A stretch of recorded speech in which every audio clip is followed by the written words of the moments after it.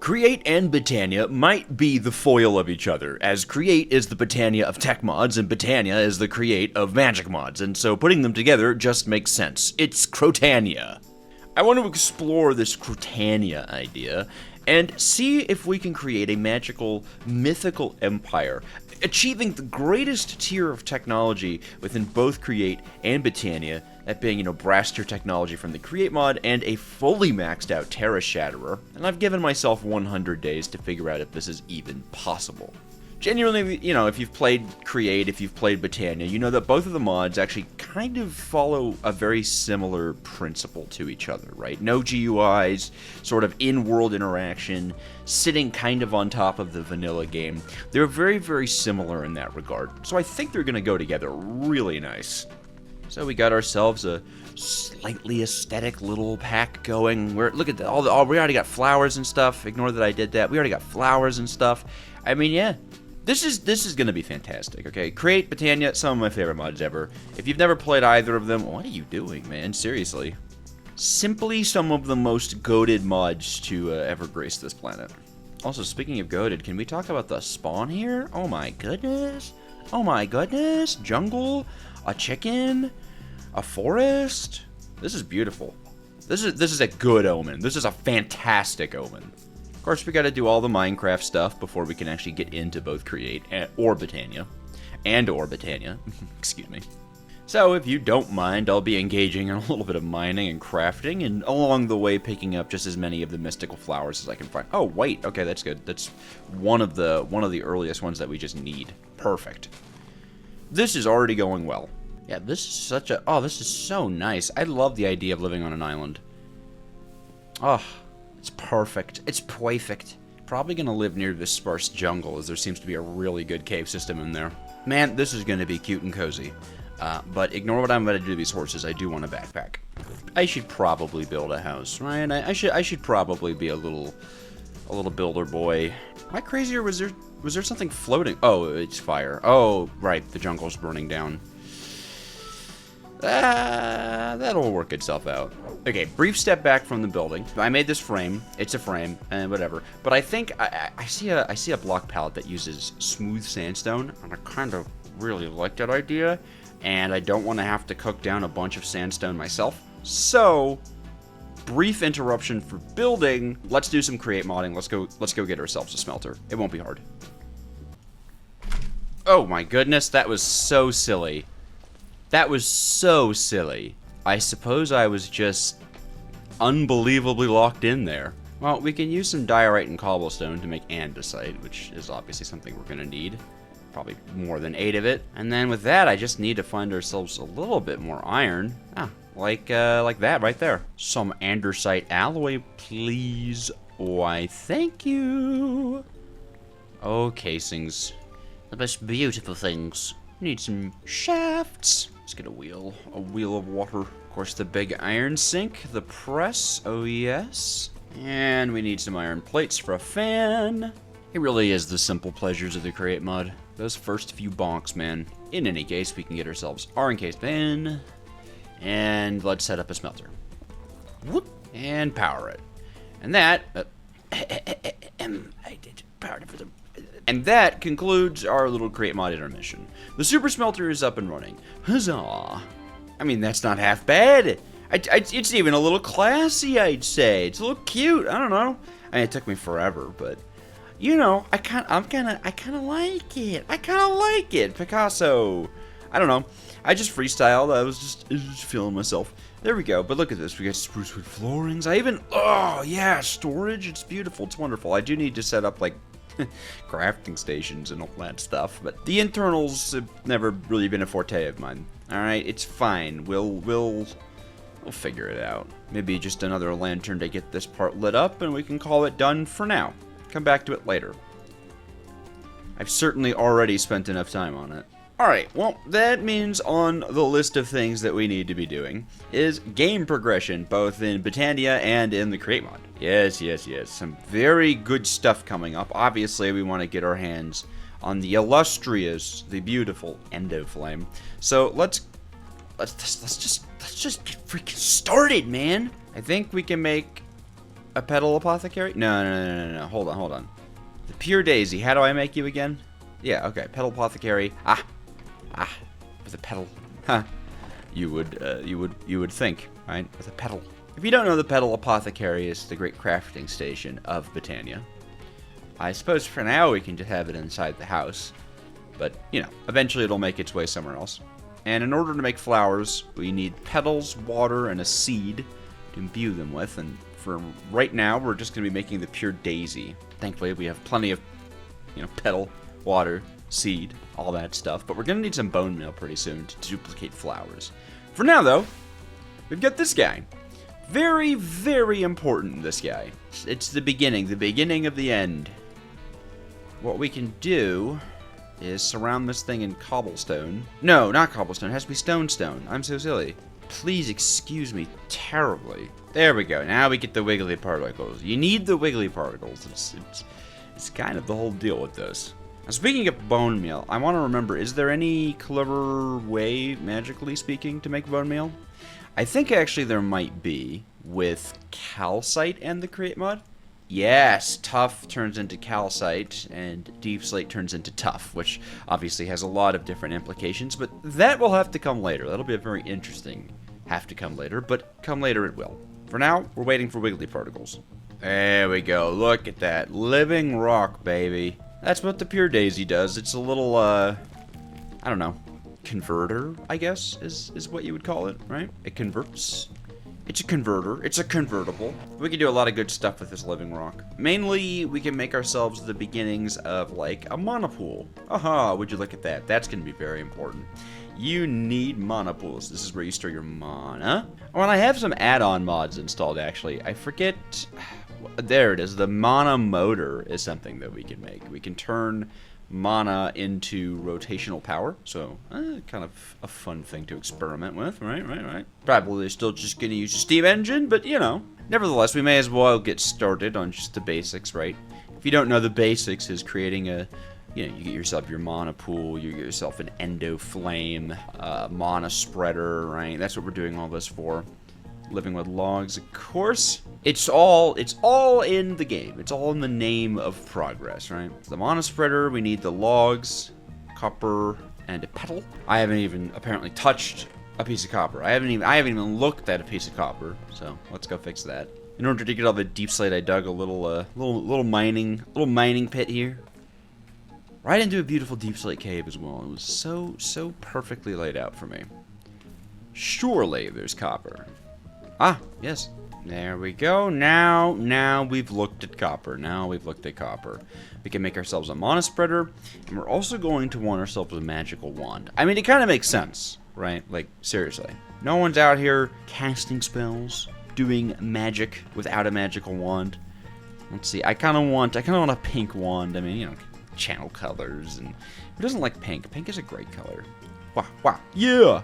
Wand of the forest, baby. Bind mode. That's what I'm talking about. This is just like the wrench, basically, of Botania. If you don't know, Botania is kind of more of a tech mod than it is a magic mod. Pretty interesting. But we can also see like how much, you know, mana is inside of a mana pool or a mana spreader. Guess what the mana spreader does? It puts mana into places. And yeah, let's just make our first generating flower. We can already make our first generating flower. Easy peasy, lemon and squeezy. Come to think of things, I should probably grab an infinite water source sooner than later. Oh, and if you're curious about the waypoints around, I have a, what's it called? I have the Waystones mod installed, and it has compat with the map mod we're using. So we always know where our Waystones are. I figured if we're going to be playing in a magical, mystical, wonderful world, I may as well at least enjoy the power of teleportation. Alright, boosh. Oh, I only have one brown flower? Okay, well we need, okay, so actually what we need to do, so actually, we need bone meal. Okay, cool. We can use the create mod, actually, to get a little bit more bone meal out of composting. And so methinks that's exactly what we're going to do. Look at me staying organized. Are you proud of me yet? I do think a small little create, like, factory is in order. Just the usual stuff, you know, mixer, get a good gear ratio going. Absolutely standard elements. Standard. There we go. Nice and cute, just the way we like it. We love some water wheels. Here at the TJO the Awesome. DJojo channel, DJojo show. Love it. Is this too fast? Probably. Probably, but let's see. Ha. What? No? Oh my goodness. Oh my goodness. You're spoiling me. You're absolutely spoiling me. What? Yay! Is that all my iron, though? I don't want to use up all my iron. I can't remember if I grabbed all my iron. We still need to get to, like, the nether and stuff. The nether. No, okay, that's not all my iron. Excellent. Perfect. Well, this is going to cheapen our andesite alloy costs by quite a lot. And look at that. And look at that. I mean, is it really, like, ugh. Just a nice high-speed mixer. So pleasant and lovely, even. I do assume, though, that that's just about everything we can attach to it.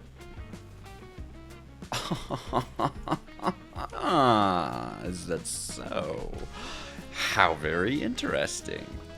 Apparently, we've got a little bit more stress to work with than a boy like me thought. But that's too much. Okay, that makes sense. Nevertheless, little to complain about here. What we're after, though, is the illustrious millstone. Oh, yes, the beautiful, the splendiferous millstone. This thing is going to be an easy way to get a little bit more bone meal out of wheat.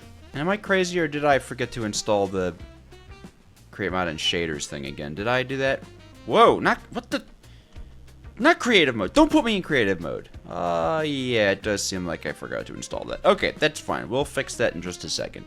For right now, even, if you will, actually, we're just gonna get a millstone set up. Time to get more wheat out of our wheat. That's what Mom always said. I could have gear ratioed this more, but that's fine, whatever. I don't even care that much, really. Anyways, I borrowed a bunch of hay bales from the nearby village. And you can see if we grind them up in a millstone, we get a 25% chance of getting 2 more flour out of it. And the flour can be eventually baked 1-to-1 into bread. Bread has like a really good chance of turning, or of like filling the composter. Yeah, even better than wheat. So, yeah, exactly. We just got 2 out of 1. So we're already on the absolute up and up gaming-wise. And you know, just to make our lives that little bit easier, that little bit more pleasant, the morning just a little bit sweeter, let's get some semi-automation on this one. There we go. Look at us go. Look at us go. Ignore the clipping. It's okay. Check us out, man. We're so cool. We're so demure, okay? This is fantastical, even. Doesn't have to be fast. It just has to be going. Can I put flour into the composter? Do I have to bake it into bread? I do. Or can I put dough in the composter? No. Lord of... You make such a scary, freaky, stupid, scary sound, man. I don't like you. I don't even have anything to give you. Whatever, dude. Whatever, dude. I hate you. I hate you. Okay. I've got the compat now. Probably. Anyways. Let us continue here. Lava, I'm gonna need you to just hang out here for a second. Well, let me just scoot in there and grab some water if you don't mind. Can I just scoot in there? And hold on. Can I just, oh, thank you. Perfect. Wash that into dough. Oh. You'll see where we're going with it. I mean, well, I already said where we're going with this, I think, actually. Never mind. So you know where we're going with this. You guys are smart. Perfect. Dough. And we'll smoke that dough into Bruh. Give me bread. I suppose we should make a bread factory, you know? Get ourselves infinite bone meal. We don't have to do the calcite method. Although I wonder if potatoes or carrots would be better. Actually, potatoes, right? Don't bake. Hold on, this is side tangent. Yeah, baked potatoes have just as much of a chance to compost as bread does. But I mean, look at this. We get like 50% more bone meal for our wheat. Okay, but baked potato farm, that's a good idea, because we're going to want bone meal for petal duplication no matter what. If you guys are wondering, well, how does petal duplication work? Why don't we go explore that right now? Because we definitely need more brown, and we definitely need more red. Light gray we're kind of okay on, and we don't have that much bone meal, so, you know. In any case, turn them into petals. Plant the petals on the ground. You see the little sparklies, very nice. Boop, boop, bam, bam. And now we have 2 tall flowers, which gives us 8. Aha. It's beautiful. And that's basically it, right? You can use 1 bone meal to turn 1 petal into 2 petals. No, into 4 petals or something like that. It's great. It's fantastic, really. This is going to give us a little bit of a starter kit to make our very first generating flower. The beginnings of magic. You can see this guy. It's an endo flame. They're super cute. I like them a lot. They're little furnaces, basically. So all I have to do is place it down. It'll auto-connect to mana spreaders nearby, and I can give it something burnable, and it'll burn it, and it'll put mana. It takes a little bit. One of them is not really a whole lot, but hey. Where in the hootenanny is my wand? You can see it produces a tiny amount of mana, but we can also put something better in there, like charcoal. That will produce quite a lot more mana as the endo flame goes ahead and smelts down through it. Right. The longer an item actually smelts for, the more time the mana will be produced. So one way that we can generate a lot of mana, obviously, is if we have a ton of endo flames and a really nice tree farm. So that's one way I want to generate some mana, right? I want to go through a bunch of different ways we can do it with the create mana, because there's a lot of interesting things you can do between the two. But this is the basis, right? Generating burnables through a charcoal farm. I wish you could make charcoal blocks. I kind of don't know why you can't make charcoal blocks. It's so frustrating to me. It's so frustrating. Would you guys be mad if I installed a mod that lets you make charcoal blocks? Would that frustrate you guys? I hope not, because I'm probably going to. And you have no say in it. It's too late. You're already watching the video. You've already liked, commented, and subscribed. Maybe even hyped the video? Is that a thing? Yeah? Can you do that, please? For me? For your old pal? For me? For me? Hi? It's me, your old pal. I'm your dad's best friend. In any case, we really do need to get to work on a proper potato farm, as it seems, because we need a lot more bone meal to make a lot more endoflames. I really want to make a bunch of endoflames. Despite their low output, they are actually a pretty solid way of generating mana, as long as you have a lot of them. Let's go get a lot of them, man. Let's go make a splendiferous potato farm. The first thing I have to check is, do we even have like a base amount of potato? No, we don't have a base amount of potato. That's fine. There is a village, excuse me, quite nearby. That's probably where we'll get our little seed deposit of potato. And then, of course, we have to go mining for iron. Maybe we even actually, get ourselves diamonds while we do that. Prepare for hitting up the nether. I mean, technically, a potato farm could... Well, not technically, actually. This farm could use some filtering, a little bit of filtering. That comes from brass tier technology, nether stuff. So, yeah, But first step, we just need potatoes in general. Obviously, potatoes are the gateway to magic. Everyone knows that. I'm sure these fine folk here will have some potatoes to borrow. Let's see. Any potatoes in here? Oh, my goodness, no. But, don't mind if I do. Actually, my whole armor set I got from one of those blacksmith chests. Got really lucky on it. Potatoes? Just some bread. That's okay. I can work with bread. Oh, waystone, though. Not unhappy about that. All right, but seriously. Potatoes? Potatoes. Oh, and carrots. But I don't think carrots give as much. Do golden carrots give a lot? I guess that's technically an option. Oh, you can't even use golden carrots. Cool. Nevertheless, for reasons that we'll explore later, we actually do want to have as many food sources as possible. I mean, if you know Botania, I suppose you're ahead of me on that, but if you don't know Botania, now you know. We want as many food sources as possible. Renewable, growable. All right, well, as lovely as 11 potatoes are, potatoes, as they say. That's what the kids call them these days, potatoes. It's a Gen Alpha thing. We need more. We need more potatoes. We just do. The potato grind is on us, so that's not too bad, though, because while we're mining for iron, our potatoes will be duplicating. Why am okay, I'm having trouble saying potato. Potato, potato, potato. Tomato, potato, potato, potato, tomato, tomato. I don't know. I sound like I'm doing like a... anyone in theater, you do your little vocal warm-ups. Unique New York, New York, unique. I love unique New York. So I can do that, but I can't talk regularly. That's what being a theater kid does to you. Well, not to brag or anything, but this is an excellently dispersed 11 potatoes.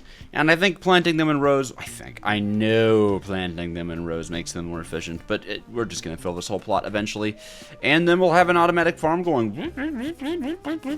like that, and it'll suck up all the potatoes. It'll be amazing! Of course, now that the potatoes are going, we're officially on iron mining duty.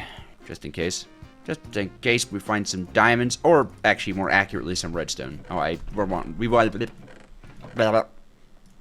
We want redstone, at least for what this freak is planning.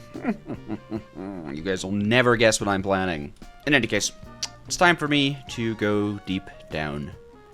And maybe even a little deep dark. I'm not gonna lie. I'm gonna go put on my horror podcast in the background, and I'm going to go and exhume the earth of its ferrous metal. Oh, Jojo, what horror podcast are you listening to? Oh, it's the Magnus Protocol, the second part of the Magnus Archives, I think. Really, Jojo? Wow, I'm interested in horror podcasts. Is that one you'd recommend? I'd recommend it, maybe. Not sponsored, by the way. This is just genuinely good advice. Go listen to Magnus Archives. How long have I had my recording paused? No. I swear I hit the button. Okay. All right. Well. Anyways, recap. Made a potato farm. Why? So we could auto-bake the potatoes and turn them into bone meal. Why? So that we can get more petals for the petal apothecary. Okay? Let's see. This is bone meal. Been turning bread into bone meal, right? We grind our wheat. We wash it into dough. We smelt it into bread. And now we're working on a tree farm. In fact, what we just did is went to the nether, and grabbed ourselves some blaze burners. That should actually be the recap of everything that we did. I don't actually think that you guys have missed too terribly much. In fact, I was just about to begin the processing of brass. Very exciting. Just need to cook up some zinc. I'm sorry, I feel terrible. I'm the worst tuber ever. I'm pretty sure you've seen everything else, right? You guys saw me make the endo flame? You guys know that endo flames are like little magic furnaces? Surely you do. Surely you do. Surely you do. Besides, most of what you missed is, it's basic. It's a potato farm. We got a minecart contraption going back and forth on the potato farm. We'll eventually hook it up to something. But for now, it's just a potato farm. They're gonna find potatoes outside. But yeah, we got a blaze burner, which means we can make some brass, which means we can complete the tree farm, which is why we went to get brass technology in the first place. And also, who doesn't love a little bit of filtering? I mean, come on. Put your hands together, folks, for filtering. I mean, come on. Put your hands together. Louder. Cheer hard enough that your family knows, all right? I want your family to know that you like filtering, because brass is beautiful. Brass is perfect. And also, of course, the influx of logs is going to allow us to automate burning in endo flames. The production of endo flames, I mean, we can automate at the moment, but I'm not really looking to. For now, we finally have brass, which means we can finally make some deployers. I think we'll only need 2, just about, maybe 3. Probably 3. Let's go with 3. And of course, for those of you who don't quite know, it's time for some sandpaper. Sandpaper. It's time for sandpaper. Because we've got some rose quartz to polish, man. I mean, who up here polishing the rose quartz? Am I right? And what? We need these for electron tubes, which we need for deployers. Yes. It's genius. It's genius, really, of me to think of crafting the basic resources that we need, isn't it? I really gotta stop just pausing my recording. There's no point, alright? I do it because I'm like, oh, it will save Audrey some time doing the rough cut, it'll reduce the length of the video, so my editor will be happy, and then I pull stunts like leaving it paused for 30 minutes while I do a bunch of stuff. Yay. Oh, we also need to grab ourselves a few saws, probably 3. Assuming we need more, we'll get more. Alrighty, let's get ourselves a bog standard tree farm. We're gonna have to chop one of these guys down. Ooh. Yeah, come on. This is definitely the best way to get a bunch of logs. In any case, this is kind of the width and breadth of what we actually need this to be. And I actually think we want this to be glued on. A splish, splish, splish, splish, splish, splish. Dee dee dee dee. Ha! Is that my song? I hope you liked my song. I liked my song. I'm proud of my song. Perfect. And then, of course, we need our deployers. Deployers, they're going to right-click the ground and replant our saplings. And, of course, we just want to make sure to filter them to be on replant. Just like so. Just elegantly. Beautifully, elegantly, even. All right, bearing's going to go there. Water wheel's going to go there. We're going to hook it all up, and then this is literally it. I mean, they're not even that complicated of a form to do, but you need deployers for them. So you gotta have endgame create mod tech. You just gotta. Because technically, Brass is endgame create mod technology. There's not really like a diamond tier version of the create mod or anything like that. It's all pretty easy to get into. So if you haven't tried the create mod, you should try the create mod. It's fun. I forgot what I was doing. Bearing. Alright, bearing should be moving in just about the right direction, and that should mean... You know, I really kind of thought it would do more than that. Hold on. Give me 1 second. Boop. Ow! Ugh. I'm being destroyed and I'm being chopped up. But there we go. It's a tree farm, man. Literally, man. Literally, man. Look at this thing. Ready? It'll just chew through the wood. Maybe I didn't need that external one. Did I not need that one? Seems like maybe a silly boy I was. Yeah? Silly? Silly boy? Silly boy. Okay, cool. Well, once this makes its first round, we'll go ahead, stop it, and fix our little mistake there. But as you can see, we're chopping down the trees, we're replanting with saplings. It's so wonderful. It's so absolutely, spectacularly wonderful. Look at all this charcoal. Oh! Amazing. And we also kind of understand, you know, how far the podzol garden has to go out. Give it a round. Give it a round. I mean, we're going to break some saplings, but whatever, man. You can't make an omelet without cracking a few saplings. Well, I don't necessarily want to, like, move where this is. That's just annoying. So, instead we'll just do this. Save us some resources. Re-enable the bearing. That looks a little silly. Hold on. Okay. There we go. There we go. And I think that should do it. I suppose we can test with some of our bone meal. Yeah, let's give it a shot. Let's give it a shot. What say you? We just want to make sure that everything gets replanted and, you know, it would be a shame if this didn't work. Of course I was right. Of course I was right. Okay, so we don't need the third saw, but we very much need the third deployer. Ah! And here I should have trusted myself. Look at that. Look at that. Look at that. This is what happens. This is what happens when you don't believe in yourself. Well, anyways, we have ourselves a tree farm going, and we can now route our logs wherever we may please. The first place I please to route them is going to be storage. I don't think that's that controversial of a take, right? We're going to put it somewhere. And we have ourselves a little bit of sophisticated storage going on here. So I actually... No? Is it not? Oh, it's a lever now, isn't it? It's a lever? I can't remember.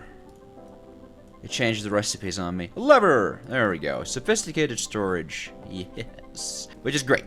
Which is just great. Gives us a lot of advanced features. And it would be really nice to have the chest like that. But then I have to use a regular hopper, and that'll take forever. And then there's the obvious solution of just raising the storage up by 1.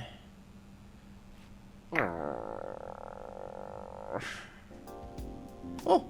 And so raise the storage up by 1. I shall. Much to my chagrin, which is a word that I quite like. It's just a nice word. Chagrin, right? Any hoodles. Whoop!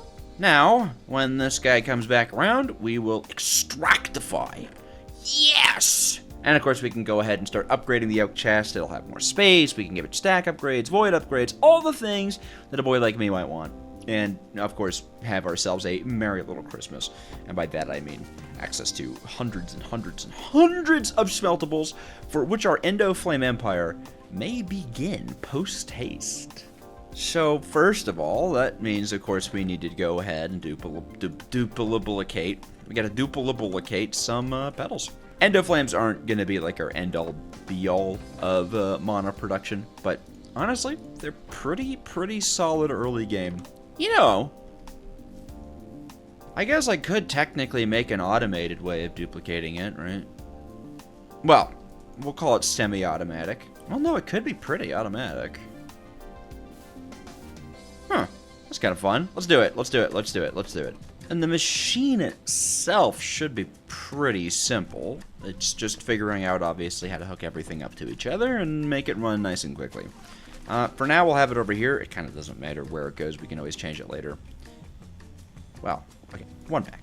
Few back. There we go. Okay, so this deployer can hold bone meal, and then this deployer can hold the petals, and they'll both target the same spot. So what happens is this deployer plants the petal, this deployer bone meals it, it turns into a tall flower, and then we have this drill that's constantly mining the top block, which will break the eventually created flower. And then you just put all your petals and stuff, like, you know, we could do all this, put all the petals in there, put all the petals in there. Yeah, cool. Let's get this thing righted up. Honestly, just use gearboxes and call it a day if you're asking me. Although it does seem like we've ran out of shafts.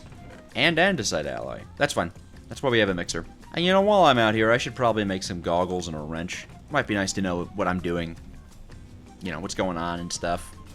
Instead of just trying to remember off the top of my head how everything works in the Create mod. I mean, like, I could probably do it, but I'd rather just have the goggles. And then I just need a cog, and we can get ourselves the excellent and splendiferous, what do you call it? I don't remember. Wrench! Quickly, point being, we can just hook everything up like this. There we go. Bop, bop. Cool. Now it's all connected. We just need to power it from one spot, and I love that. Now we can get cooking with wrenches. I don't know why I didn't make this earlier. Day 28, and I just made my wrench, but that's fine. Whatever, man. It's creative, if you think about it. Look at that! I mean, you're kidding me, man. It's perfect. And it doesn't seem like it'll use the bone meal if nothing's there. Excellent, man. Oh, okay. Let's put some inventory away, and then let's get to, you know, let's live the high life. Let's let the machines do it for us, right? Cool. Nice! Alright. Gray. Yeah! And I mean, once we have a little bit more stress units to work with and stuff, we can just go ahead and speed it up even more. Actually, okay, come to think of it, I think we actually can speed this up quite a lot. Just be annoying with the current space that we have. Probably a job for a rotation speed controller later down the line. I suppose this could also be a part of a way to automatically, like, autocraft this stuff. Maybe. I suppose that does tie into the little autocrafting ideas that I had, right? Either way, we are about to be swimming in petals. Look at us go, man! Let's give her one more round of the good gray stuff, right? Of course, this will just about immediately run through all of our bone meal, so the next thing we should do is probably get that potato farm going. Ah, my brain! Excellent. Very excellent. I mean, even just converting half of all these flowers into petals gives us a very nice supply. Of course, there's even more that we can do if we want to make our lives super duper easy. Now, this does not come pre-packaged with Botania. I did have to install an add-on for this, but I actually need some copper if I want to show this off. So it's off to grab some more copper for a boy like me. Copper? I actually know her pretty well. Alright, just a little bit of a mechanical pump, and you know what, we're going to do something to make this look a little cuter in the end, so let's grab ourselves a spruce log and turn that one into copper casing, just like that. Now we're going to go ahead and dig beneath the petal apothecary, because I have a little mod installed that allows me to use fluid routing directly into the petal apothecary. Seriously, this is nice, and I did this backwards. Hold on. That way, everything works the way we want it to. And we should be able to power the water wheel with the same exact water sources that it'll be picking up. And then this thing is going to be like crazy mode good. That's just going to be so convenient. It's just such a good quality of life. Perfect.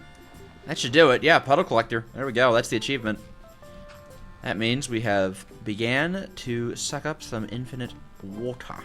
And just for cutesies, we'll encase the apothecary. Like that. And now, honestly, it's just that much easier to make our plants, really. Now we don't even have to bother with collecting water. We can just do this. Dude, seriously? If you're playing Botania with another pipe mod, you should get this, man. Look how fast I'm going. Of course, we're absolutely smoking through our petal supply, which, you know, why we need the bone meal farm, which we still haven't made. Should probably do that. Or 24 endo flames. Ew! This is absolutely spectacular, delightful. Yes. And now we're just we could do whatever we want, right? We could get the mana flowing, we could get the bone meal flowing. I think we'll probably get mana flowing before bone meal, right? That seems like That seems like the right thing to do. Let's see about getting a garden of endo flames. Now, I do forget exactly how far an endo flame can connect to a mana spreader. And we're going to want multiple anyways. Too many endo flames on one mana spreader will bog the mana spreader down. They do have a cooldown. At least until we can get the higher tier stuff, but that won't be for just a second. Still, I guess we may as well see how far we can push it, right? As long as they say they're connected, then... well, then they're connected, I mean. Botania wouldn't lie to me, okay? Again, no telling whether or not this will actually work out in the end. It might literally just fill everything up too much. But let's go ahead and smelt down a stack of charcoal. Goodness! And then see what we can do. And I might really install that charcoal block mod. I mean, come on, right? It really should be. Why can't you make a charcoal block? It makes no sense. It's stupid. And I'll stand by that. Okie doke. 1 stack of charcoal. Show me what you can do. Wah! Oh, yeah! And this lights even the corners up, yeah? Oh, actually, doesn't seem to be bogging down at all. Oh my god, in fact, look at all that mana. I mean, okay, well, it's, relatively speaking, it's not actually that much mana. But if this had like 100% uptime, right? For just generating and generating and generating and generating and generating. And think about if we double it, right? A whole other 25 of the endo flames. Ooh, that sound. The sound of progress. I don't actually know if there's a bonus, to be fair, for using longer smelting items. I guess you could just run more of them at once for longer. Maybe we do just use charcoal. And actually, that's actually a pretty decent amount of mana, I'm not gonna lie. Considering how difficult it can be to produce large amounts of this stuff, I am pretty happy with this. Oh, we have our first mana making strategy. And that does mean that we can start, you know, progressing towards the more potent parts. Of course, if you remember, we're trying to make a Terra Shatterer, right? And if we do want to get ourselves a Terra Shatterer, we have to make our way all the way to Terra Steel ingots. And there's a lot to do here. Terrestrial crafting, runes, mana steel, it's gonna be a lot. This is the start, though. This is the start. Oh, this is the start of something fan-freaking-tastic. I can tell you that much. In fact, I'll even go ahead and make some mana steel, just to show you. Let's just get a taste of some mana steel, right? All we have to do now that we have a supply of mana is, ba-boom, and transmute our iron into mana steel. How utterly fascinating. Eventually, we'll even be able to, well, I mean, I think we could technically do that right now, but eventually, we will make little trinkets and stuff, armor, mana splitters. Oh, goodness gracious. Band of Aura, huh? I wonder what the Band of Aura does. It's probably just aura farming. This is the start. This is the start. Now we just gotta hook it all together, right? All the automation. Yeah, probably starting with you, and likely even increasing the size of our tater farm. It's served us quite well so far, but it could be more. Yeah, that actually tore through a stack of charcoal pretty quickly, and it looks like a stack of charcoal, including, you know, what we made there. Decent. And each one of these trees should translate to about 1 stack of charcoal. Well, then, next thing we need to do is just get this thing automatically working. How do I make one of those void upgrades? A little pricey, I guess. The stack upgrades are what we're really after, though, to be honest. They don't look too bad either. Perhaps then an iron farm is in our future. Although, see, the thing is, we could use mana to make a kind of iron farm, right? Tough in the create mod can be crushed down like this. But there is also a flower, the Metamorphosis, which has some interesting properties, especially if we combine it with the create mod. That being said, we do need some more advanced resources to pull this off, but it will allow us to generate ores. I'm sorry, that's not the one at all. It's the Orchid. That's right, we have to make the Orchid, which is a much higher tier. Yeah, Orchid. Yeah. We need to get to Elven Trading. So, we need to get to Terra Steel, and then we'll actually be able to make some really, really cool farms. Getting coal, iron, redstone, copper, gold, emerald, lapis, and even diamond. So we definitely want to get into this. And I kind of prefer that over the create mod way, but For now, it might not be a bad idea to make a regular create iron farm. Those are pretty good. Kind of no reason not to, I suppose. But for now, at least, we can make one of the regular tier 1 stack upgrades, just to make that chest go a little bit further. Lots to do, lots to do. But that's kind of what I love about the start of a playthrough. There we go. Perfect. That's much better. As much as I want to go hooking everything up, we're already running low on iron again. I mean, we should at least have enough to get this process started, though. I think that's important. All right, yeah, let's start with this, right? Getting our spruce logs charcoalified, and turned, of course, into delectable mana. Just absolutely delicious mana. Let's do it. Oh, you know what? Actually, you know what I haven't picked up any of? We need ourselves some kelp in order to make belts with. How utterly silly of me. Yes, it is time for crate modding. Yes. Bah! The sheep are in agreement. Hooray! Now we can make belts and funnels. Yes, most delightfully. No, we don't eat it. We don't eat it. This is not food. Delectable belts. And brass funnels. Baby. Yeah. Awesome. And then we're just going to need a little bit of a buffer storage. I mean, I guess we could use a barrel. Yeah, barrels are cuter. I like barrels as intermediary storage. I don't know. Just kind of a barrel guy. Maybe that's just me. Maybe that's just me, I guess. Maybe that's just me. Well, in any case, we're going to need a lot more shafts in this, and we should probably start using a saw to make them. It shall cheapen the recipe by a bit. Well, this is certainly going to go a long way for us. I mean, look at that. Perfect. Barely any expense. All right. Let's get her done. Well, okay. Hold on. I want to make a shovel. And then we can get her done. The revolutionary system, obviously, is going to begin with a belt. Yeah, pretty simple. Actually, a belt. This thing is only going to pull out spruce logs, and then it will have it, of course, go into a barrel, accepting only the charredest of coal. Which I'm sure I have an example of. No, that's fine, really. That's fine, whatever. I don't care. I'm gonna waste some iron on this and actually use an empty blaze burner for smoking. It's just, it's the more elegant way of doing things, if you ask me. There we are. If you don't know the trick, you can light these, and that counts as a smoking element. So, super useful, super useful. Highly, highly, highly recommend it. And then, of course, this barrel accepts only charcoal, and that's just about the system. I mean, frankly speaking, that's just about the system. Obviously, we'll need a way to take power both from the belt and such. You know what? Another one of these would do us wonders. I can tell you that much. In case chain drives, man, they make the world go round. Excellent. Yeah, all we have to do is just this. And I guess for cuties, I will encase that. Nice. We can encase all this stuff. Oh, it's all beautiful. It's so beautiful. It's so beautiful. Anyways, probably just one small water wheel here, and we're good. Realistically speaking. Realistically speaking. Yeah, I mean, that'll do it. Wait, why am I smoking this? That's not what this isn't a smoking recipe. What is going on in my brain? What was that? Alright, any hoodles, we need some lava. It's not a smoking recipe. The smoking recipe is the potatoes.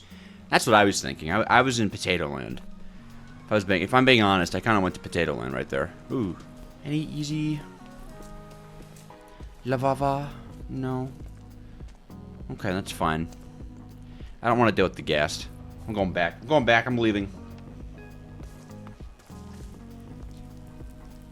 Oh, come on. There wasn't just one little piece of lava, was there?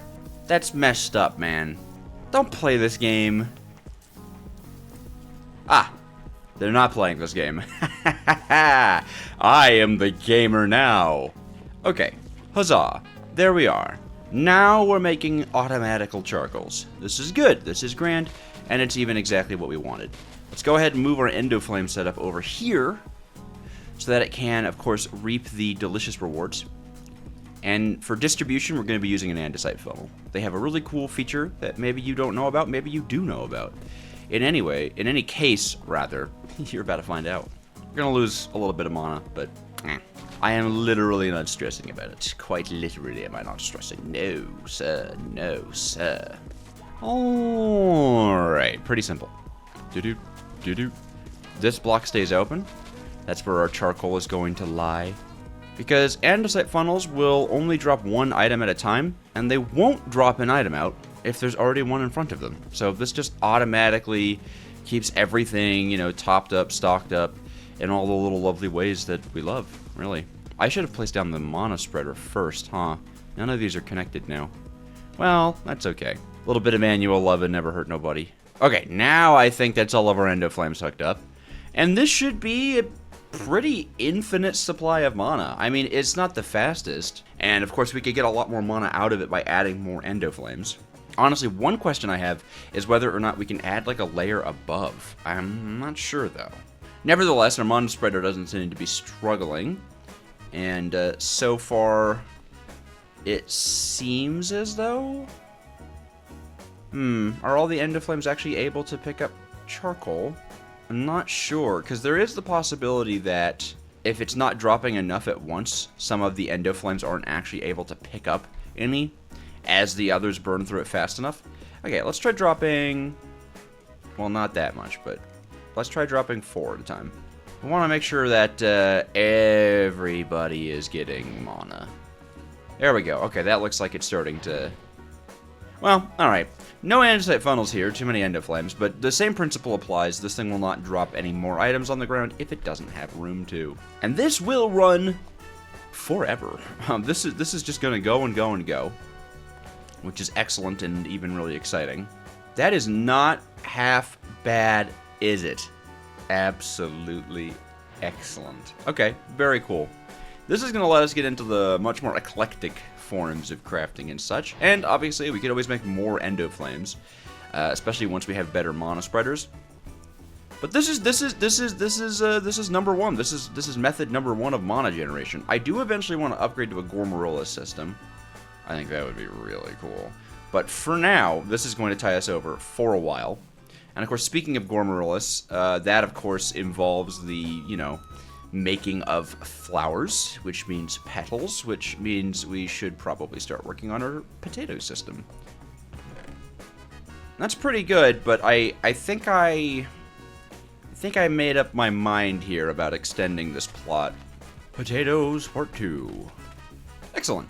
Yeah, this project is going to use the absolute last of our iron, so no choice on the mining thing coming up. Can't even make an iron farm. We literally have to go mining. Maybe we pursue some enchantments? I don't know. Could be clever, could be clever, could be the right move. Should be able to get away with the same little setup as we did earlier, though. Except this time with the composter. You know, I didn't actually need to make that hopper, did I? That's okay. It happens. Of course, this, we want to take out potatoes. I'm down 1 brass, aren't I? Aren't I? Nerds. Anyways. We'll keep the system. We'll keep going here. I just need to make another filtered entrance for that. Now this time we get to use that. As silly as I was before, this time I've really got it. Yeah, because I don't think poisonous potatoes do anything if they go onto a smoker. So we need just a smidge more redstone to make another electron tube. And that way we can make some more filtered stuff. I'm sure there's a smidgen down here, right? Wait, can I make redstone with mana? Ah, with an alchemy catalyst. Think we could do that, yeah. We just need a ender pearl. Okay, hold on. Let us use the great and mystical sciences. Not too much setup involved either. The only thing we're missing is the ender pearl, but I believe we have access to a warp forest biome, so that shouldn't actually be too difficult. And as far as mana goes, we definitely are going to have enough. Oh my god, yeah, look at that. We're already at half a pool. Cool, we can start making terra steel pretty soon. That's going to be important. So the endo flames are like the silent heroes. Also, I don't know why I'm dropping frames. I don't know, man. Now, right through this way should be a warp forest. That'll get us all the pearls we need. And then we have a teleport right to a blaze spawner. So I think we should be able to get blaze rods. Ah, hello there. You don't happen to have line of sight on me, do you? We're cool, right? You can't see me. We're cool. You and I, Thick. Thick as thieves, I tell you. Thick as thieves. We're thick with the sea as thieves because we are pirates and we sail the sea. Well, hello there, Enderman. Now you wouldn't happen to be willing to make a small donation to the alchemical cause, would you? It is the great work, after all. Give me 1 second. I think that, yeah, okay.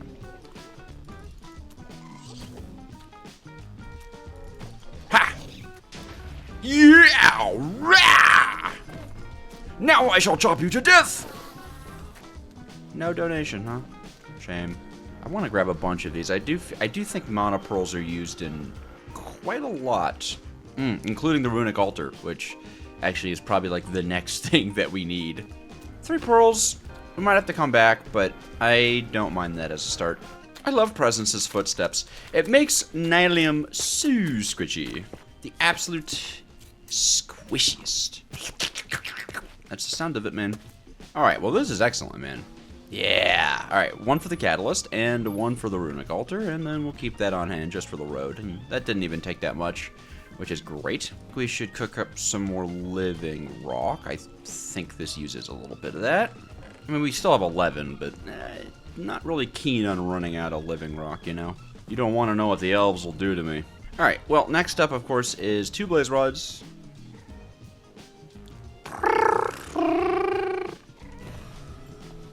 Dude! I'm so lucky! Cool beans, man. This is why we like magic, okay? Magic and quality of life mods, I suppose. Yes, the Conjuration Catalyst, by the way, way more expensive. For now, we're just going to be doing the alchemical one. I mean, that is the great work, after all. We kind of have been pursuing alchemy quite a bit recently. And that's not going to stop. And alchemy catalyst, baby. This is going to allow us to transmute objects with mana. And it doesn't just work for like glowstone and redstone, right? Blaze rods into nether wart, books and quills into name tags. We can turn bricks into chisel bricks. Some things are, call it cosmetic. Some things are more useful. This one here, we're probably going to be using a lot. This one here, if we need leather. There's actually a lot of useful ones. Oh, didn't know that. Well, that's cool. Oh, you can do so many cool things with this, man. Calcite into deep slate into tough into calcite. It is a little unfortunate that there's no open way of actually automating any of that. Very useful, all things very useful. And all we have to do is just have it underneath or not underneath, and that'll turn this into a catalyzing one or not. Super exciting. Just need some glowstone. And once we can afford the Conjuration Catalyst, the Conjuration Catalyst is even more useful, right? Because we can duplicate things. Duplicating coal, duplicating glowstone, duplicating gravel, duplicating netherite, quartz, redstone, snowballs. Pretty useful, honestly. I could have brought more blocks to do this. Oh wait, that's okay. The whole world is made of blocks. Sometimes you forget that. Cool. And let's see. This is how much mana we have. And that used almost none of it. Perfect. Ah, that's so good. I love Botania. You cannot even stop me from loving Botania. Botania is so cool, man. Anyways, maybe a slightly long-winded way of getting ourselves some rose quartz. But, nevertheless, an excellent showcase of what we can be doing. For a second I was like, I don't have any iron! I can't do it. But I can. But I am DJoja the Amazing. And I always have enough iron. Except for now. Now I actually am completely out of the stuff. That's okay, though. We're gonna have infinite bone meal, and that accounts for something. Huzzah! Not to be goated or anything. Hey, why'd you stop? Well, that's fine. I kind of needed it to stop, but why did you stop, bro? Anyways, this should start to... Oh, yeah, baby. Yeah, baby! I know the farms are pretty simple, but you do love to see a little mechanism come together. Not that we're playing mechanism, of course. Well, just gotta repair up, or rather, you know, complete the extension on the track, and then we're good. Alright, now, back up you go. That should still bounce back, right? Yeah! This is absolutely excellent. Bone meal. Yep, that'll build up over time. We've certainly got enough of this, although, unfortunately, on the front of books, we are completely out of luck. So that is an adventure that we need to go on. Okay. Well, let's first then look for book reagents, and then we can go ahead and get a little wild with it. You know what I mean? Nevertheless, this is going to be fairly standard. Oh, wait. One thing we can do is rotten flesh. We can conjure our rotten flesh into leather, so that'll be super helpful. So we need very, very, very little leather comparatively. Is this full? Holy Jesus. Yeah, already at 27? No, 32 leather. What, that's like 13 more that we need for a full enchanting setup. Paper... Well, paper we need sugarcane. Okay, well that's bog standard. Okay. Yeah, let's do it. First up, books, then levels, and then enchanting. And then mining. And then I think a general sense of accomplishment, I would say. Absolute literacy. Huzzah! Cool beans. Now we just need the levels. Absolute level 30. There we go. Let's go mining. Okay, after a lot of mining, I even found one of those big iron veins, so we've got a lot going on. We've got some electron tubes and stuff, which is great. I just kind of wanted to future-proof a little bit in case we want to make crushing wheels. I don't know if we actually do, though. I'm not sure. But we have the option. We have the option now. We have the option to do quite a lot. And one thing that I think we should use our vast power for is getting ourselves an ingot of Terra Steel. I think it's quite time to get ourselves an ingot of Terra Steel, even. That's going to allow us to open the Elven Portal. That's going to allow us to really progress with Botania. It's a bit of a process, you know, requiring a Mana Diamond, a Mana Pearl, and a Mana Steel ingot with a Terra Steel agglomeration plate, and then, of course, a full Mana pool worth of juice. And then we need some living rock and stuff. Now, the agglomeration plate is where things get a little complicated. Rune of water, rune of earth, rune of mana, rune of air, rune of fire. Yeah. We need to go and do some runic crafting, which does involve running around and getting a lot of somewhat random materials. I say somewhat random because there's kind of a method to the madness, don't get me wrong, but oof. Runic altar, baby. That's what I'm talking about, man. Holy moly. We also are going to need another mana spreader, actually. I think we can technically use sparks here, but I don't want to. We will eventually use sparks. I think you need to make the Terra Steel ingot, so don't worry. We'll get into that soon, but for now, it's rune crafting, and I need a little bit more, living. I need a little bit more living. Yacha. The mana spreader is necessary as we have to inject mana into the runic table. I'm so for real. What happened? What could have possibly happened? Do you think that the lava caught a leaf on fire and then burned the... No way, right? At a minimum, that's far-fetched. There's no way that happened, and I refuse to believe it. Anyways, as you can see, the Mana Spreader will automatically pull mana from the Mana Pool, and then the Runic Altar needs mana to operate. And each of the runes takes some kind of strange amount of resources. Yes. We need all of it, basically. We need all of it. Not even basically. We just do need all of it. This one we might be able to just do outright, I think.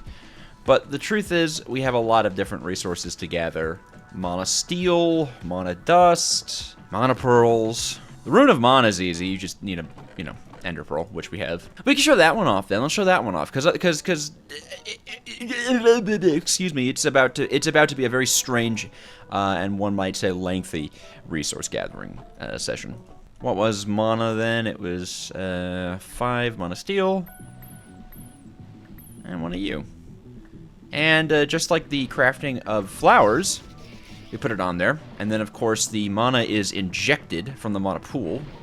Quite a lot of it. And then once it's ready, you need yourself a living rock and a wand. And that is what we are talking about in the sense of the word. Yes, indeed. Rune of Mana makes a lot. Makes quite a lot of stuff. Including a gun, I think. I think that's just a firearm. Anyways, that's one of the runes done. We now need all the rest of them, which is going to take a bit. We can make some mana dust, though. Hold on. We can make some mana dust, though. Yeah, some recipes you actually can't do with the catalyst underneath because, you know, it replaces it. So I've got feathers and fishing rods and carpets and string and all manner of goodies to find and pick up throughout the world. Looks like we don't have any feathers. So you know, nether wart, gunpowder, nether brick. At least nether wart can be made from blaze rod, so I don't actually have to find any nether wart just to kill blaze. Point being, another big resource collection sink is about to happen. We need all of these. When you use them to craft flowers, you don't lose the runes, which is nice. Which is why the rune of mana makes 1. Mostly it's used for, you know, these crafts here. So, yeah, hopefully, you know, hopefully this doesn't take me too long. It shouldn't be that bad. It shouldn't be that bad. It shouldn't be that bad.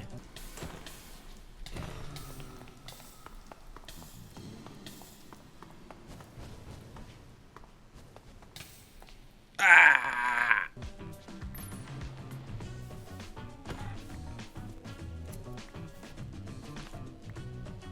Oh, right, time to do some crafting. Wah!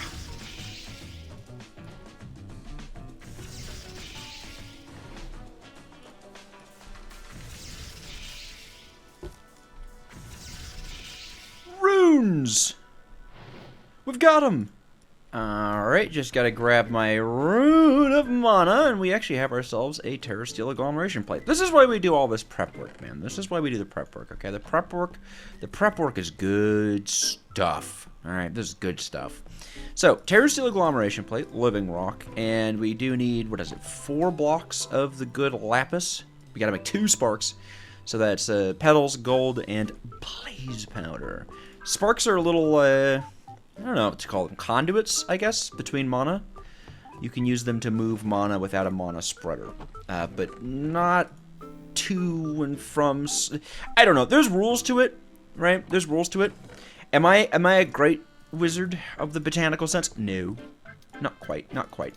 But I do know that if we have a spark on our Terra Steel plate and a spark on our mana pool, the mana from the mana pool will move into the Terra Steel plate.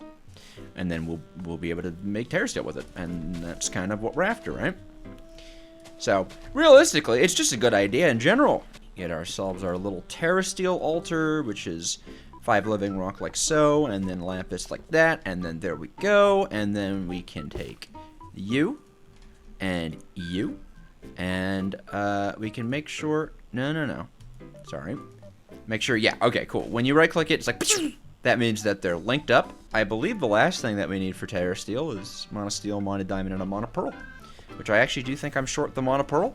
So we're going to go grab that. You know, and if you're doing this, by the way, if you're going to make yourself some Mana Steel, word of the wise, do not accidentally pick it up. Okay? Just don't do that.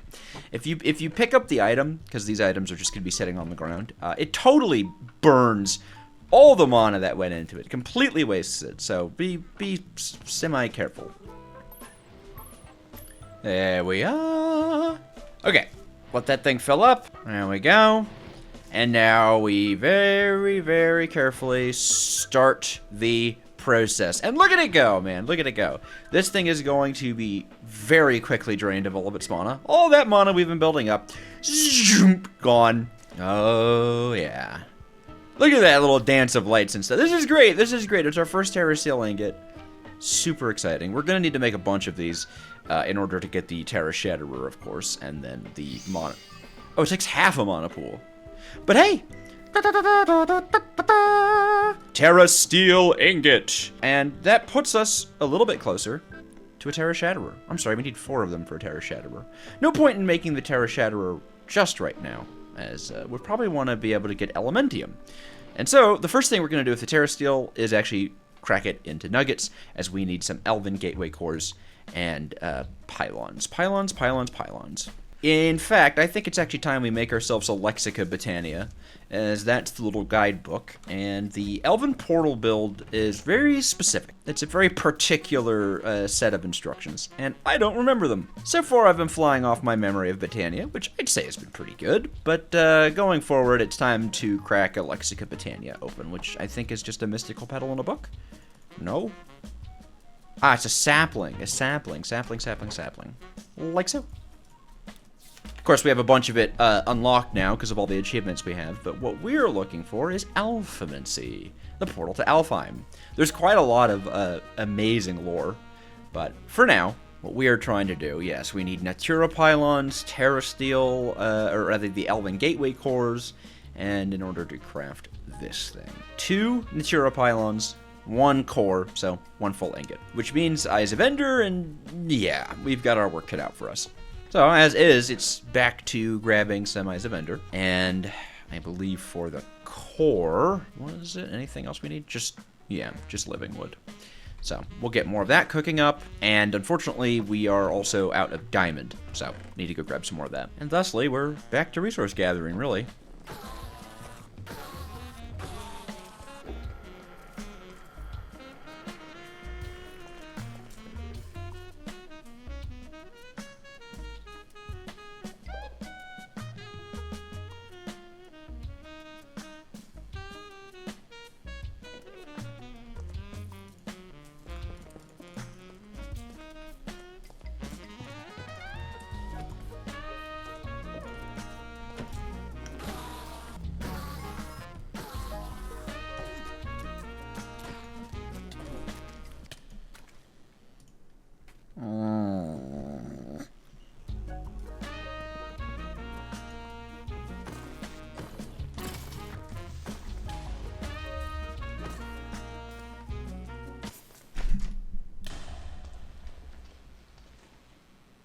Damn.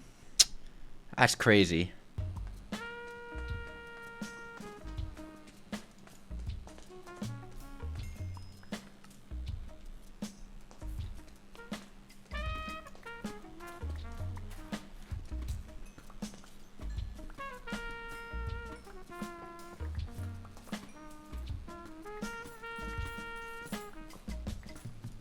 Alright, that was a long haul of a mining session, but we've got so much stuff going on. It's so crazy, guys. Like and subscribe for resources.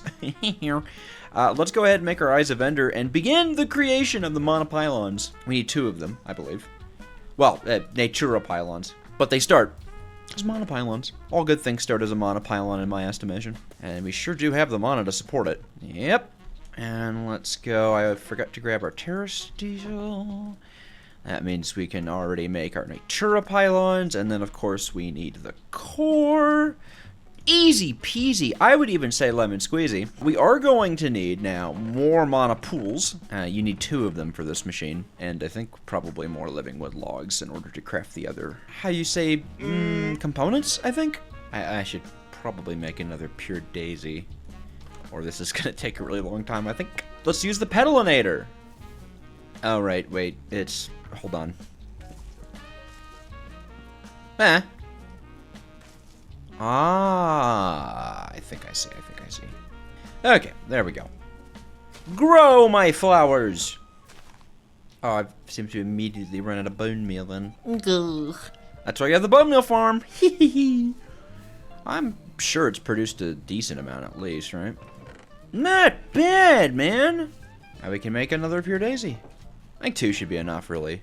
2 monopools for Natura pylons to hang out on. Glowstone we can get quite easily from our conjuration. No, not conjuration. Alchemical catalyst, yes. And then this should be just about the rest of it. I think our Natura pylons can actually pull from a spark. So if we just get our portal built over here, that should do it. Now, it's not a portal that we can actually go through. It's a trading portal, you might say. All right, core, living wood. I think glimmer. I don't think we need corners on this. I hope not. But I know you need the glimmering. And then I typically like to set it up like this, and Natura pylons. Can that be sparked? No. They're glittery, though. Hi, beautiful. Ah! No, it does seem to pull.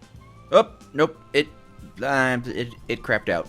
Okay, alright. Let's make some more sparks here. Hopefully we can spark the pools. I don't know if you can spark the pools.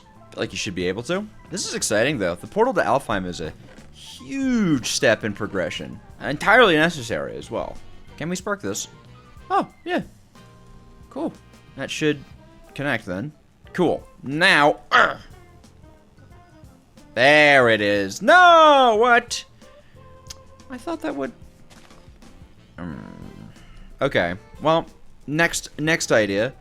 Grab a mana tablet. This thing right here, a mana tablet, and see if we can't manually pull out enough mana for this to work. I thought the sparks would do it. I may need to look back into spark mechanics. They are a little complicated sometimes. It's possible I need to brush up on my sparks. Come on then. Come on. Come on then. Chip, chip, cheerio. Please convert. Wah. Yeah. Whatever, man. Come on. One. Listen to me. Okay. One mana tablet means we can drop this in the mana pool, and it will actually pick up the mana into the tablet in an item form, and we can move it around. We do... Okay, cool. The mana pool has to be set to actually eject mana, as you can see. I think a tablet holds a quarter? Oh, it holds a half. Oh, no, that's expensive. Well, whatever. I don't mind filling it up. There we go. Nice. One mana tablet. Toss. There we go. I'll let it fill up to a quarter, and then I'll let the other fill up to a quarter, and hopefully that'll be enough to maintain a connection to Alfheim. It's highly mystical stuff that we're up to right now, okay? Oh, wait. I may have needed one of the dominant... Well, we can't even do that until we actually have access to Alfheim, so... Either way... Let's see if we can hold a connection. Looks like it. Come on. Yeah? Yeah? Good? Are we connected? Let's see. That'll do it! Cool. The updated Lexica Botania. Yes, baby! We can now send things through and turn resources into many resources. Yes! Mana diamonds into dragonstone, mana pearls into pixie dust, quartz into elven quartz, elf glass, all the good stuff. Hopefully this doesn't drain too quickly, but now we have access to greater tier resources and materials, and this is going to be quite enlightening. This is going to be terribly enlightening, even. Also, it is where the amount of mana we need is going to increase by, I would say, a considerable amount. But we can now make stuff like the Elven Mana Spreader, which is much better, and with things like Pixie Dust. Oh yeah, look at all that. I would say that's quite a lot of things we can make, including a Gaia Pylon once we're ready for a boss fight. Spark Augments, the Conjuration Catalyst, that's a big one. Including a Kekamurus. Now, Kekamurus, I mean, we might have to do a Kekamurus. Yeah, the Orchid. Oh yes, the Orchid, finally! I don't remember what the Rafflesia does. Well, that's okay, because we have the book. Oh, and a Spectralis! Spectralis, that's one of my favorites. Let's see. It's time for me to actually read up on the generator. Dandelifion. This is Conway's Game of Life. This thing is ridiculous. I don't even want to...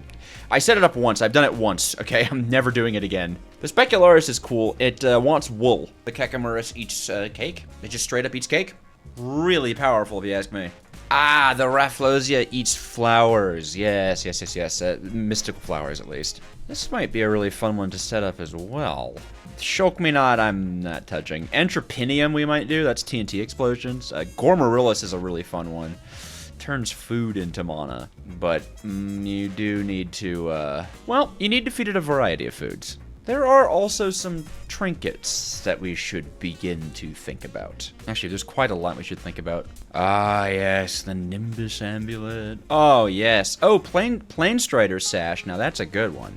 We've blown the game right open here, all right? We've blown the game right open. It is time that we pursue much greater heights of alchemy and mana production. And I think the Gormarillis is going to be one of the ways we do it, as we can produce quite a large variety of cooked and processed food via the Create mod automatically. And then, of course, feed the Gormarillis all of that food. quite automatically. The better the food, the better the mana. So we want to try to find the foods and such that are the most automatable and the best to feed. Now, if I had Farmer's Delight installed, this would be crazy, but we don't. So one thing, of course, obviously, the golden carrot. Very easy for us to produce, and I believe saturation is counted in the Gormarolis's calculation? Let me see. Okay, it doesn't seem to care about saturation, so golden carrots aren't exactly the best one. But here's the thing, right? Baked potato, 2.5. Yeah, 2.5's, it's fine. See, the best thing would be if we could get, oh, hi. If we could give it steak. Infinite steak. Infinite pork chop. I believe mutton? No, not cooked mutton. I think these two are the big ones. Pumpkin pie. That's another one of the best ones. And pumpkin pie is real easy, of course. But even cooked chicken and mutton, of course, they also have a decent margin. Now, all of this is going to be really hard to get, right? Well, not really hard to get, but making animal farms in the Create mod could be not size efficient. How about that? I think that's a good way of saying it. A little bit sizely, right? It would be a lot easier to make stuff like bread. Technically, we could upgrade it with milk to be sweet rolls. So sweet rolls, right? Actually, chocolate berries isn't bad. Chocolate berries is quite good. And that's just sugar and cocoa beans and milk, and we can farm that easy.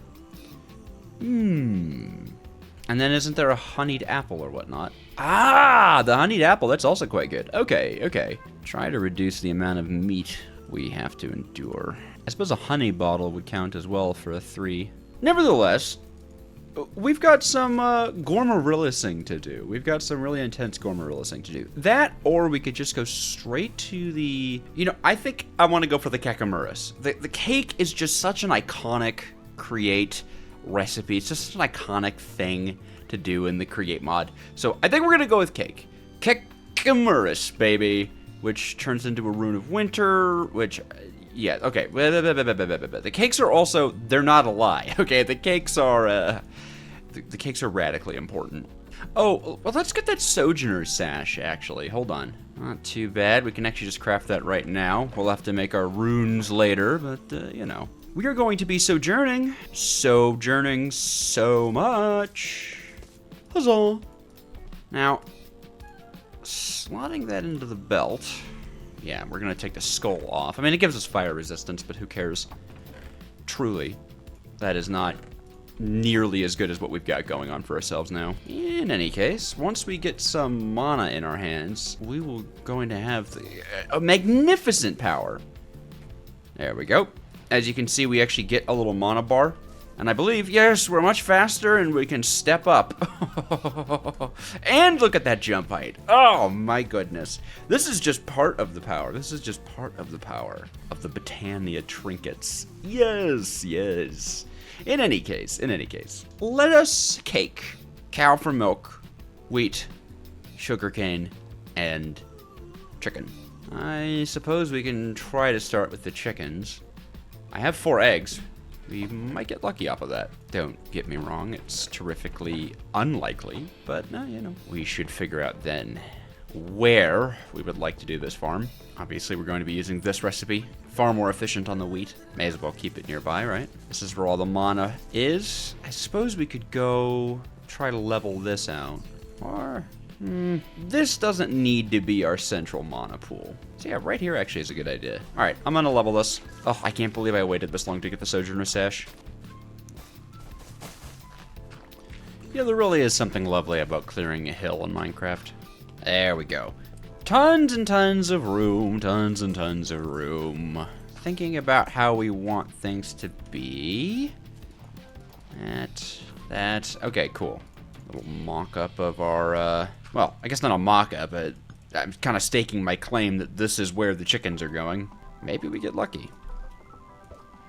Hey, we did get lucky. Alright. Well, we'll let that little devil grow up, and it'll start laying eggs, and we can make more chickens from its eggs, and then we're going to be very happy. It's going to be great. Cool. Eggs. Bing.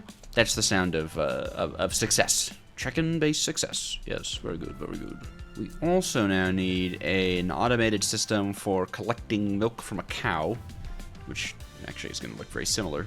And you know what? We actually are going to need ourselves a somewhat decent amount of redstone, aren't we? Well, I may as well go ahead and spec into that conjuration catalyst. You do need a, We'll need another alchemy one. Shouldn't be too bad. Now, all we need are these reagents. This is the monopearl craft, and then the other is the mono-steel craft, yes. I think we kind of want to do a block at a time, just because I believe it takes a set amount of mana each trade. And maybe not, but you know, whatever. Who's going to be upset about having a whole block of something, right? Huzzah. Huzzah. This can go through. No, was I wrong about that one? I didn't think I was wrong about that one. Oh, 2 of them. Oh, well, hold on. Let's make another. And that should spit it out. There we go. A block of elementium. And give me a pixie dust. Ooh-hoo-hoo-hoo! That's right, we're Alfheim trading. This is good news, man. This is good freaking news. And now we can duplicate stuff. At least, you know, for a fee of mana. But this will make getting rose quartz really easy. In fact, it'll make getting rose quartz free, all things considered. Yeah. There we are, look at that. Of course, as you can see, it does actually eat up quite a lot. Yeah, look at that. Look at this, go. Give it.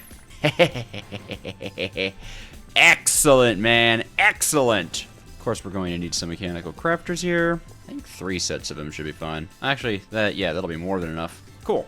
A deployer for cow milking activity. And of course, you'll never catch me saying no to a little bit more filtered inputs and outputs. And then we finally actually get to use this copper casing here to turn into a drain. Actually, we don't need the drain. We don't need the drain at all. I forget the whole shtick of this is we don't need the drain. You know, I guess we could just attach the eggs directly to this thing. Sure, why not? We could just put that there. Yeah, why not? And there is no reason why not. That's the answer. The only thing is I don't want the chicken to escape. Could you not escape? Could you go back? Come on. Come on. Well. That's okay, I suppose. Alright, bud. We're gonna have to lure you. I didn't want to, because it's really annoying, but now I have to. Are you happy? Are you happy, fellow? I suppose I should feed him some seeds anyways. Alright, chicky. Where'd you go? Oh, there you are. I was like, get off the agglomeration plate. You're not TerraSteel. You'll never be TerraSteel. I'm sorry, that was mean. I didn't have to be so mean about it. Come on. You're freaking me out. Little crazy chicken face. Go in there. There you go. Eat. Oh no, I'm in here. I want you to know this is deeply unintentional. Come on, turn into a boy. Alright.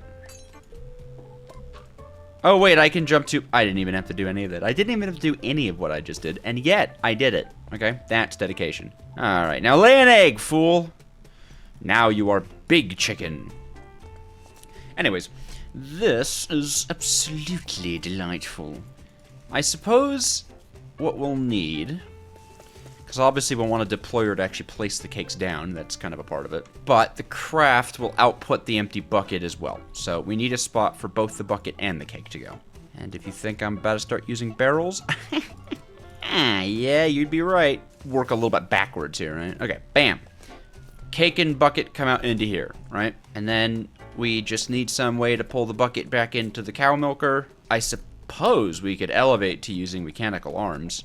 That really wouldn't be that out of the question. It's not like I can't afford it, right? Right? Maybe? What do we all think?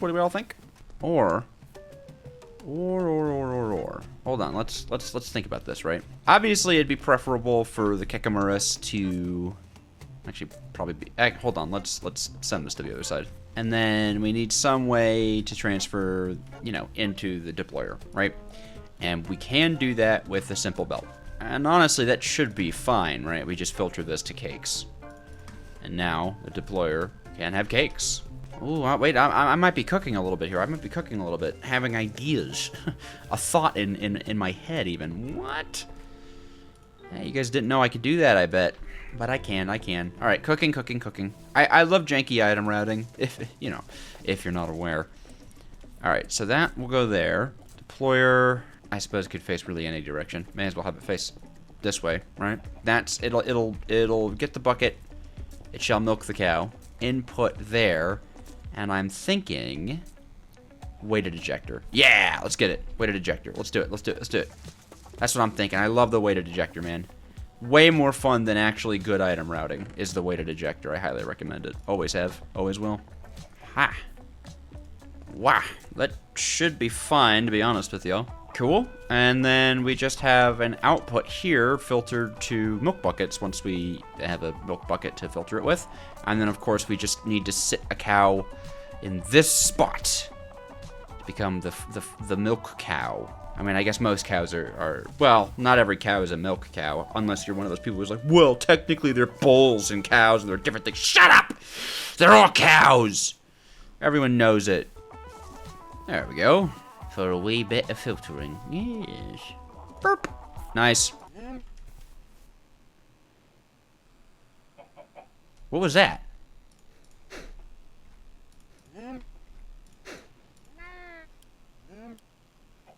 I didn't know that the sounds mod had that as a meme. That actually scared me. That really freaked me out, I'm gonna be honest. Cool, man. I was like, why is there a cow in my inventory?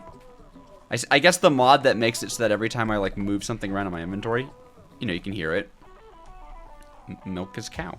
All right, let's go grab our bovine compatriot. Hello, bovine compatriot. Hello. Why am I doing like a 2012 Minecrafter bit right now? Like, oh, yeah, I suppose I am quite swift with my Sojourner's Sash. Come on, then.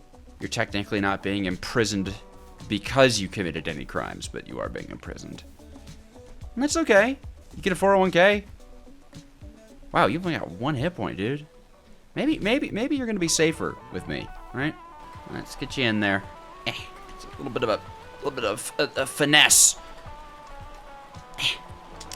Just a little. There we go. Beautiful, man. Absolutely spectacularly beautiful. Absolute milkage. Okay, well that's technically. Well, no, it's not technically. That is eggs and milk sorted. Now we just need sugarcane farm and wheat. Which are the expensive ones. We're just gonna need a lot of wheat and a lot of sugarcane. That's kind of the shtick. So I suppose we just repurpose this into a wheat and sugarcane field. All right, let's clear the inventory out, make some more breasts, get some mechanical arms, and have a really good day while we do it. May as well make a proper setup for getting precision mechanisms. I always am like, no, I don't need to do that, and then it comes time for me to have lots of precision mechanisms, and I'm like, oh my god, why don't I have a setup? So this time we're not going to do that. I suppose we're calling this place the workshop, at least for now. I don't know if I'll ever get around to making it look nice, but yeah, you can say for now and pretend, right? All right, pretty simple system. We have an item vault in the back here. And if you're not familiar with this system, actually, then, well, I'll try to explain it the best I can. It is pretty easy, right? We have our, 3 deployers. They go ahead and do the beep, beep, beep, beep, beep, beep, beep. And then by using, oh, you know what? I actually also want some andesite funnels. There we go. List filter. And we are going to put it as deny precision mechanism. Technically, the best thing to do would be the incomplete precision mechanism, but, well, you can't really get access to that in JEI, so the easiest way to do it is deny. We're going to have at the front of it, this will be the front of the system, output just of anything, and then, of course, input, we will deny precision mechanism. The idea being, if it's not a precision mechanism, it goes back in the system. If it is a precision mechanism, it will go onwards and enter the completion chest, and that's it. That's the whole system. It's pretty simple. Really, the only thing left to do is load it up and give it a shot, really. Cool. Only needed 2, at least for this speed. And this is as fast as we're going to be having it run right now. It's... call it imperfect, but, we can go ahead, load it up, and then all we have to do is feed it a golden sheet, and it'll get off to the races.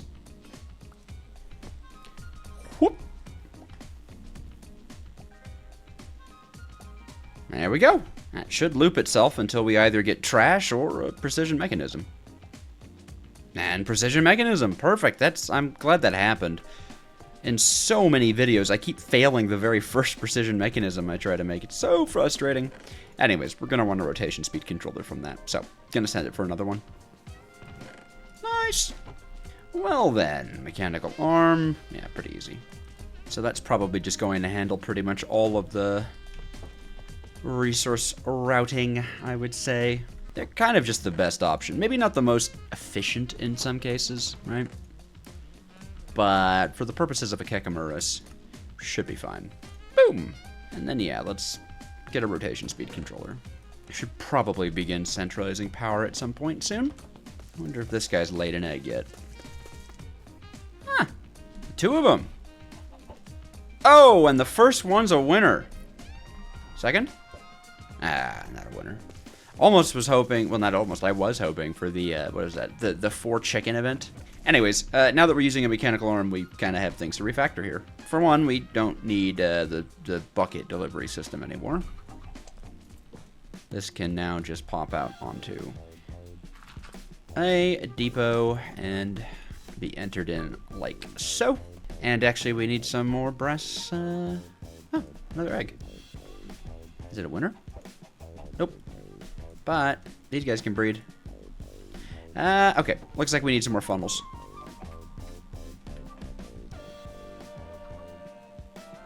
Where's the baby one? Oh, there it is. Stop that! Well then, down here will be a dough input, which actually potentially maybe we could handle, well, without the mechanical arm, but we'll see. And then of course here is going to be sugar. In fact, it's quite time for us to make the farms for both dough and sugar.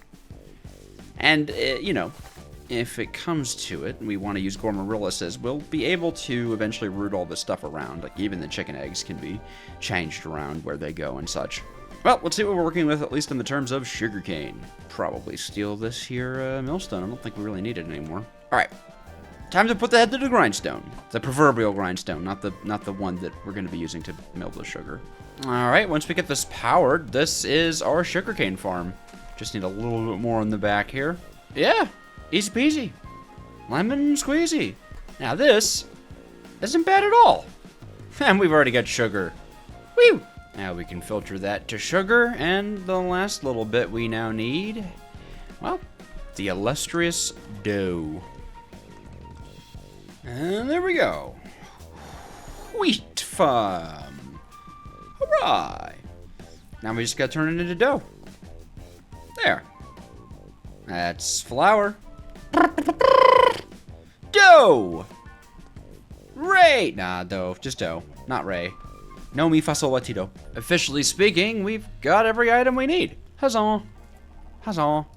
Now, of course, we just have to set up the mechanical arm. Of course, we'll be taking from there, giving to there. We'll be taking, and immediately we mess it up. How about that, right? Take, give, take, give, take, give. And I believe if we put it here, all inputs are accounted for. Yahoo! And the sugarcane farm is complete. This is going to take just a second, obviously, to get the wheat grown up and dough pouring out, and then we're good, and then we should have just cakes. I think, at least. We need a cogwheel, and then I think we'll also grab a cogwheel here. That way we can use a little gearbox right there. Right, and then these guys need some power. Gearbox on the bottom. Perhaps some cogs to move the power around up top. Something like that. Yeah. Maybe it's a little... It could be a little too whimsical. Can anything really? And by whimsical, I mean, you know, a little lazy. Could it be a little lazy? Maybe. Who's to say really? Okay, who's to say really? Let's get ourselves a gearbox right down there. Like so. Boom. That'll do it. That'll do it. Well, I mean, once we power the stuff, that'll do it. Technically, we can just run this slowly. It doesn't really need to run quick. We can run it off of water wheels, don't get me wrong, but I do think there should be some effort into actually making it a decent speed. And with the rotation speed controller, we can just hide all of it underground. Ooh, you know? Yeah. That looks good. How does 128 treat this one? Too much. 96. Nope. 64. Nope. 32. Sure. Easy peasy lemon squeezy. Not too fast, not too slow. Ah! Look at that! Seems like the system is... Well, that's interesting. Ah! There, up, in. I didn't set that to be an input. Ah, and craft. Hey! Oh, and dough's already come through, has it? Excellent. Absolutely excellent. I should actually get some wheat flour to filter that, but how utterly delightful. To get it utterly because the C's is the cow. Utterly. Dude, we've got it. Cake, man. Infinite cake. And at a reasonable speed, I would say. And obviously our seeds all get nice and trashed and such. Ah, look at that. Now all we just need is the cakes will be placed down here, and then a Kekamuras to eat them. Now, just to be sure, the Kekamuras doesn't have any, like, alternative redstone conditions, does it? Because sometimes the flowers will punish you if you feed them too often. Well, I mean, it doesn't seem like it. Looks like it's 2 brown, 2 orange, 2 white, a pixie, and a gluttony. That's deep on the rune crafting tree. Yep, that's going to be a lot of rune crafting. Okay. Well, at the very least, the first thing we should do is actually make sure that the system is powered. It would be a little, maybe the term hilarious, to forget to power the final deployer bit, which of course, again, we can do with low power water wheels. This is kind of a low power factory right now, right? Since we're blending magic and machine, we don't necessarily need as much juice as we normally do. Of course, once we have a lot of juice, I mean, we might be able to just power everything off of magic, depending on how good, I guess, magic power is. In any case, that should make it nice and simple. Nice and simple, man. Oh, perfect. Cakes go right into the deployer. And that should just absolutely delightful. Infinite cakes. It's just like the Create Mod trailer, guys. It's just like the Create Mod trailer. Eggs are definitely the slowest piece of this puzzle. So, I suppose we need to... Well, I'm quite chuffed. Let's go organize our inventory and then see about crafting a Rune of Gluttony. No doubt your mother knows of the Rune of Gluttony. I merely jest, but nay. Alright, Rune of Gluttony, 2 Mana Diamonds, a Rune of Fire, and a Rune of Winter. Okay, Rune of Fire, that's a base rune. And Rune of Winter, that is not a base rune. Unfortunately, it seems like the Rune of Winter takes Earth, which we consumed. But thankfully, we do have Fire, and we do have Water left over. And Earth isn't too bad, I don't remember. Just need a Mushroom, which I think we have access to in the Nether. So, rune crafting time, go!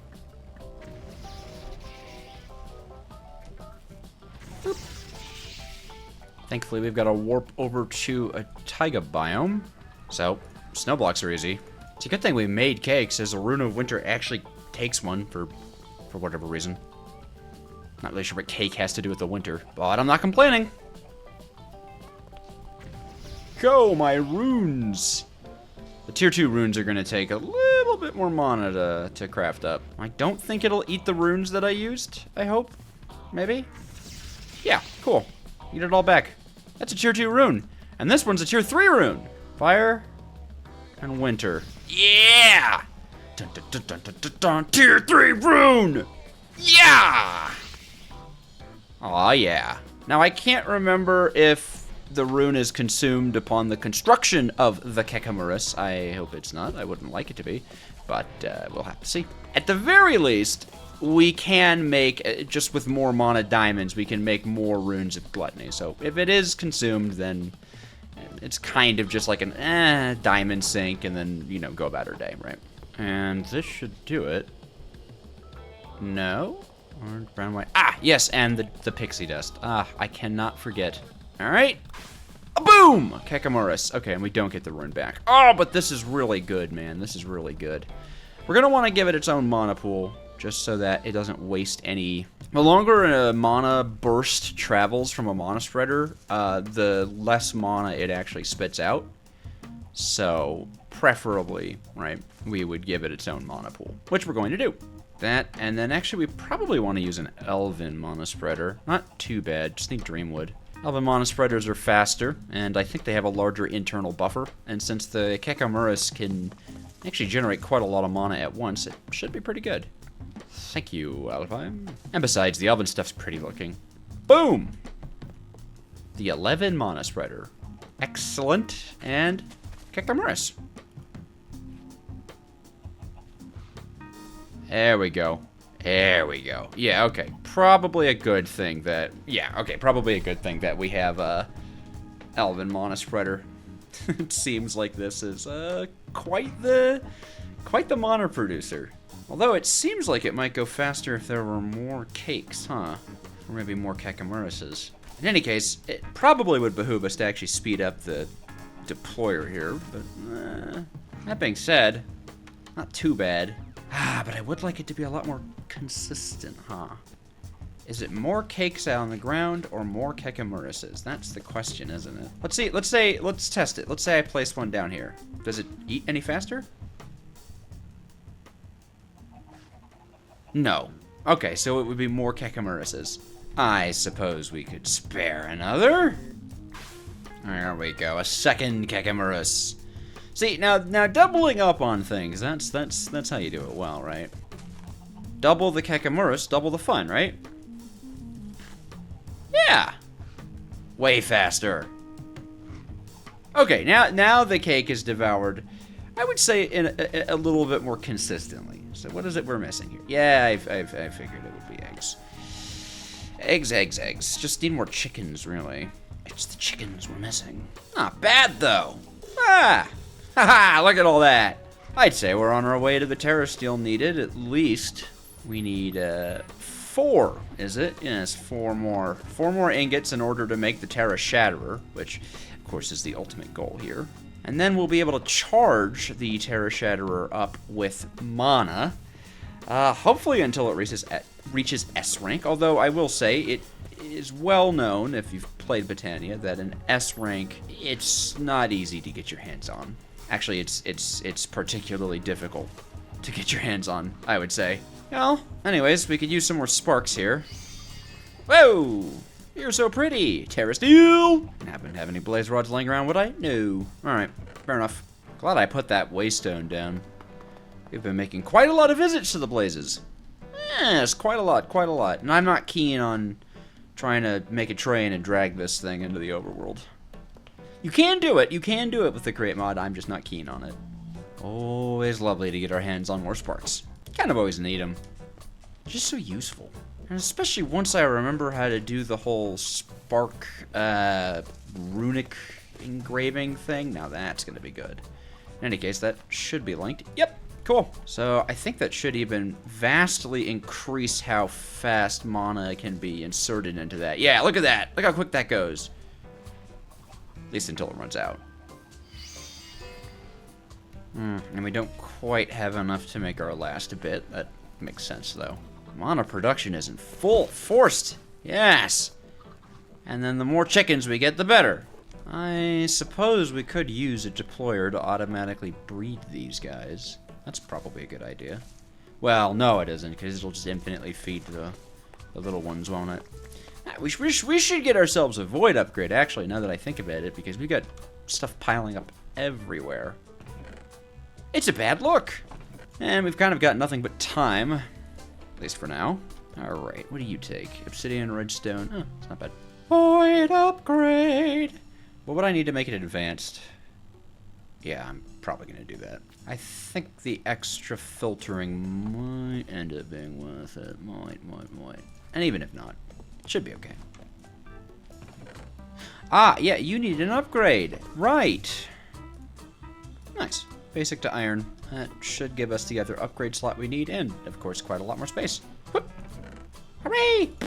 And then we'll just go ahead and put a void filter on all this stuff. Cool. That should keep this thing empty. Well, that should keep this thing empty. This will still probably be full. It seems like that was about enough time to get ourselves mana. Although, interestingly, it does seem like the Endo Flame setup is beating out the Kekamuruses, but I do think that's also because we just ran out of cake. Anyways, wow! This is quite nice. 4 Terra Steel. I wonder what we can do with that. Did someone say a D-rank Terra Shatterer? What?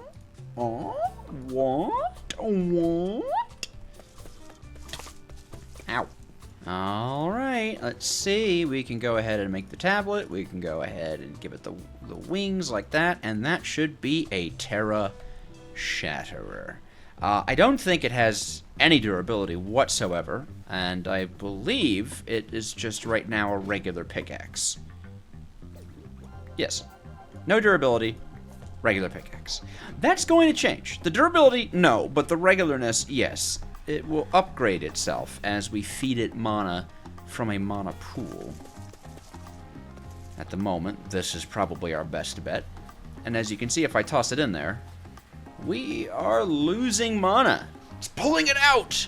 And if we pick it back up again, you can see, oh wow, that got it all the way up to C tier. Perfect! And even a little bit more. So now we can show off what C tier is. And you'll start to understand why I'd like to find ourselves in possession of a max version of this. Ah, I've been mistaken. I think I was wrong. Oh, wait, don't I have to... I think I have to...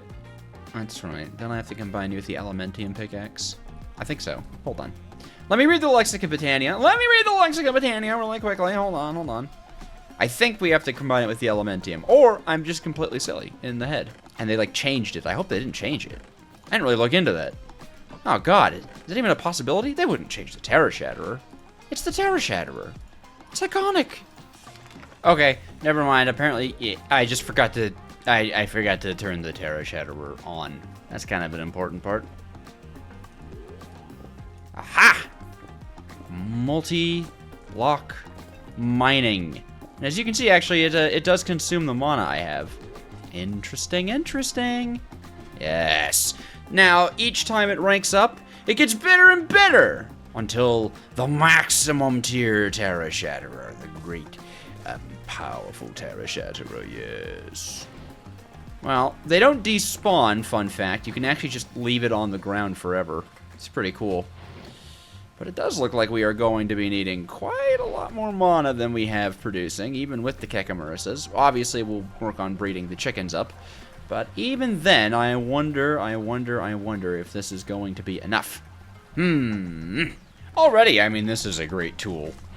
It mines 3 times as many blocks as a regular pickaxe, and as long as you've got the mana in a mana tablet, it's unbreakable. We can, of course, go ahead and even enchant it. Probably going to. Whew, place is getting a little framey. Well, in any case, we do need more mana. And perhaps we shouldn't wait on the chickens. Mayhaps it's time to move into another generating flower. I mean, the Dandelifian, it is the best, but I don't think we should use it. I do like the Spectralus. It's pretty good. I need a Rune of Winter and a Rune of Air, and then a bunch of this stuff. So actually, we can actually just make that pretty much now. I just need to grab a Rune of Air. I think we may have consumed it, right? We're out of our Air rune because we have Winter. Yeah, but Air's not too bad. Feathers. It's a little involved. The Spectralus, but probably very worth it, all things considered. Kind of awesome that I could remember the recipe off the top of my head. Alright.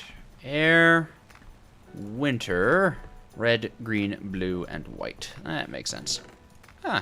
Am I missing green? That's interesting. I didn't think I was missing any of them. Well, I have lime. I've seen green around, I think. That shouldn't be too bad. Actually, I feel like I've seen green around on this island. Did I just forget to pick up green then? Oh, yeah, right here.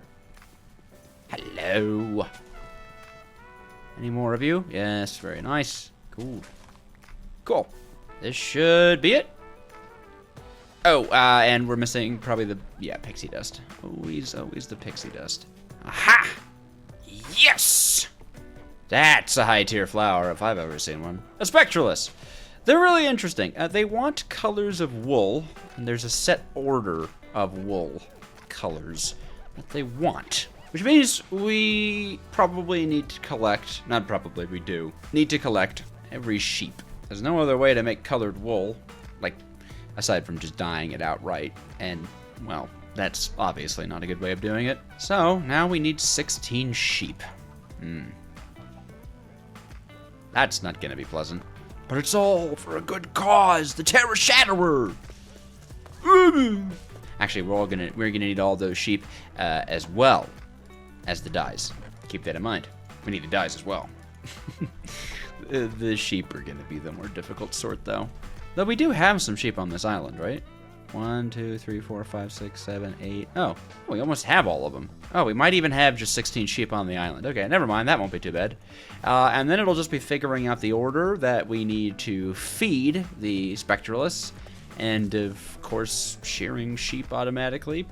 Probably with deployers, I guess. We could use deployers. I don't know if I want to use deployers necessarily. It might be better just to do the vanilla method, right? Just dispensers.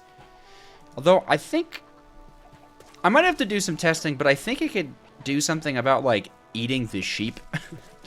Though I wouldn't want it to eat the actual sheep, though, would I? Well, in any case, the Kakamuruses, they're happy.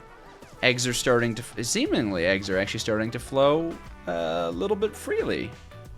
Getting there, getting there. How many do we have in here? How many entities am I looking at? 16? Okay, not bad, not bad. There will be more. Breaking news! YouTuber does research and realizes there was a mechanic he didn't know about. We can make our Kakamura setup way faster! Way faster! We just need something called the Drum of the Wild. I know, or the Drum of the Gathering, excuse me. I know I was just like, let's work on the Spectralist. And we might, come on. Alright, come on, let's not count out our Spectralists here, okay? But I really want to actually pivot and do this Drum of the Wild stuff, Drum of the Gathering. I just watched the MagicCon Amsterdam panel. I should know it's the Drum of the Gathering. Magic the Gathering. Not Magic the Wild. Isn't there Magic the Gathering references in this? Isn't like a Black Lotus? Yeah. Blacker Lotus. I didn't know they had Blacker Lotus in it. Okay, anyways. Major changes to the cake setup here. 1, 2, 3, 4, 5, 6. Cool. How are we doing on the manas? And not terrible. Because right now, of course, eggs are the biggest, backup issue, right? This thing, well, yeah, that should be fine. The milk obviously is not a problem, and I'd be hard-pressed to imagine sugar ever becoming an issue. We might need to add more wheat. Nevertheless, the Drum of Gathering will make our chickens produce eggs way faster, and I don't think it'll use more mana than a cake produces. So we obviously need a Drum of the Gathering, which can reduce chicken egg drops. We're also going to need then a pulse mana spreader. We want to basically smash pulses of mana into this thing. That's how you activate it. And then all that said, we might even need to speed up the cakes because, now if we're going to be able to make them potentially up to 4 times as fast. I haven't really done the math on it. But every time you pulse this mana spreader, it halves the amount of time that the chickadees have to lay an egg. And we can even use a pulse repeater. Yeah, we can even, well, I guess we could use a pulse timer if we had amethyst. Any way to make amethyst here? Not even a little bit? Okay, well, let's have a look-see. Let's just have a little look-see. Actually, we don't need the Terra Shatterer on us. I may as well just leave it in the mana pool. So, you hang out there. Well, okay, I'm not gonna lie. Maybe I'm a little nervous about leaving it there. Think it'll hit B rank? Probably not. Oh, almost B rank. Okay, well, I don't want to leave it. I don't want to leave it. It's too precious. It's too precious. Down this way, it seems like there's one. Right? This is the legitimate way, of course, of finding amethyst. Look, man, I'm a modded player. I've got modded brain rot. You're gonna have to deal with it. Ah, look at us. A terribly legitimate way of finding. Nice, and it looks like it's been loaded for quite a while as well. Excellent. Okay, well, now we can go ahead and make ourselves that timer. One of my favorite little additions from the Create mod to Redstone. It's just so simple. Did I use all of my brass? You're kidding. All of it? I don't even remember what I used it on. Okay, well, back into the caves. Brief stint, brief stint. Alright, show me copper, please. Excellent. Now, hit me with some zincadoos. Ooh, I'll take the iron as well. Ah, zincadoo. That should hold us over. Oh, look, there's my brass. Alright, pulse timer, and then I guess we'll just turn it on or off with a lever. We don't want to pulse too often, because if we do, then we use up our mana. But I do think that we should be okay to pulse it kind of frequently. I guess the only question is what the range on the drum is, because on one hand, we can't have it here, right? Well, yeah, we can have it right here with the pulse like that. Yep, pulls right out of the mana pool. Well, let's see. Well, actually, I don't know how to see. There's so many chickens in here. Looks like most chickens have like 200, 100, one's at 32. If I pulse it. I don't think that affected any of them, right?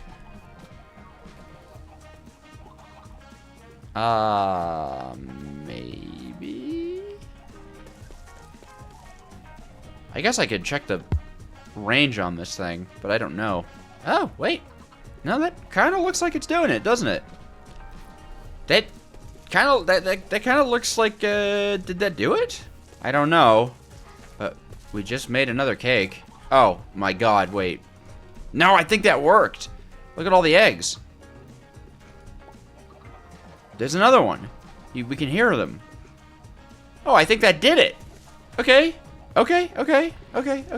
That's mint condition. Hold on, that's too fast. Let's set it to like, I don't know, every 10 seconds pulse? That should be fine, right? That shouldn't use up too much of our mana anyways.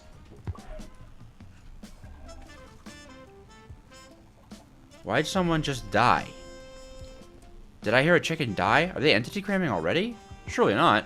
Or are the chickens mad at me for using the gathering thing? Wow, yeah, they're in range, okay. Well, if the chickens are getting upset, we can go to 15. Though, that being said, oh my God. Dude! Literally caked up. But also, yeah, no, we definitely now need to make this whole system faster. Yeah, okay. Mana generation's going up the wazoo! Alright, let's go and add some more large water wheels to this thing. Double the speed. That is not too bad. Stop screaming, it's freaking me out. So we should at least be able to go to 110, right? Yeah. Probably all good with that. Pretty fast. I just like to start buffering up cakes. Or at least always being able to have one. Though, this should probably be sped up. Then again, maybe not. Oh, look at that! Now, one thing we can do is when this thing gets like half full, I guess, we can use a redstone link and a threshold switch in order to stop it. That would be pretty good. Yeah, and then probably just grab this guy. I don't know, give him a double gear ratio underground or something. Should be okay, right? There we go. That's much better. Way faster. Honestly, should hold us over pretty good, right? Yeah, nice. That keeps up really well. And this thing, oh my goodness. Dude!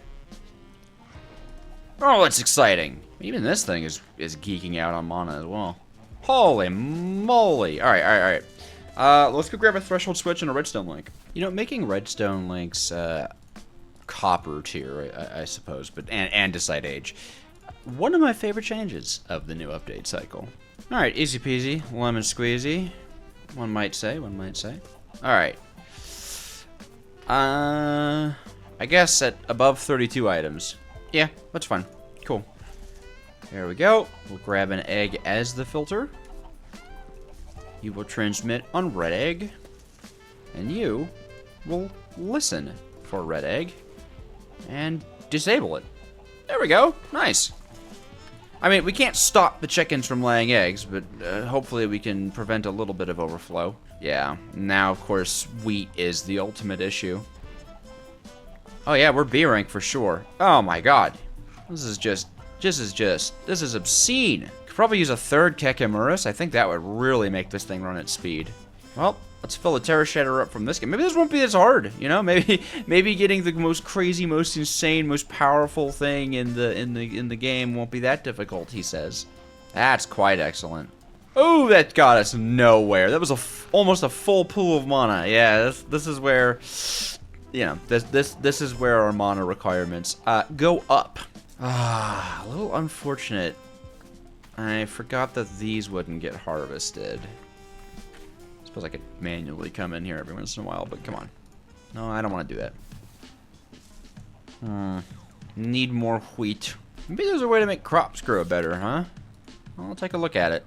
Ah, an agricarnation. That sort of sounds like what we're looking for. Shall we then? Now we would need to move mana from this pool over, but I almost wonder if we'd be able to put a pulse spreader somewhere else. I don't know. Question mark. Lemon question mark. Anyways, let's go ahead.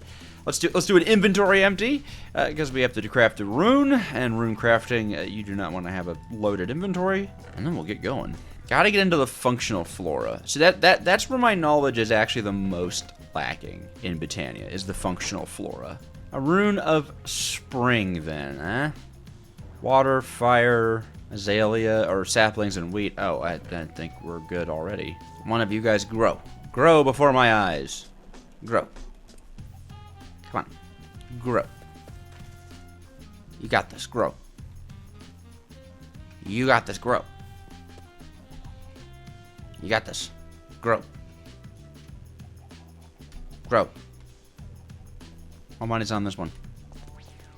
I probably just shouldn't be sitting here watching wheat grow. There's got to be a more efficient use of my time, like using bone meal. But this is very enthralling. I believe in you. Come on. Ah, all right. Oh, would you guys... I'm a wizard. I am a mechanical wizard. Oh my god. Ooh. Can't throw that. I suppose it's actually been a little bit since we've checked up on our bone meal. Ah, very nice. Did any of the crops I was hoping for grow? No. Okay. Well, you know what? Insider trading time. Okay. You.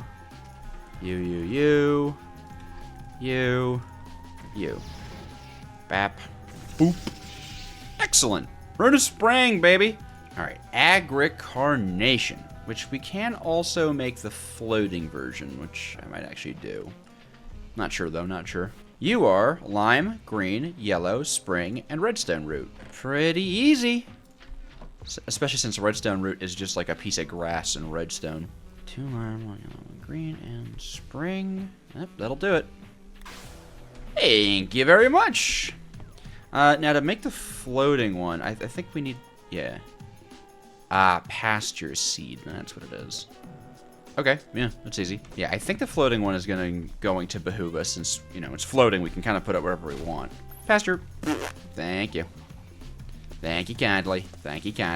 So if I remember correctly, we can't directly craft floating functional flowers. We have to take a flower, like a base flower, and make this float. Yeah, I think so. Oh, right. We have to glimmer it. You forgot to make a glimmering version? Okay. Well, I need my... No! Ah! Poo! Well, that was a waste of perfectly good mana.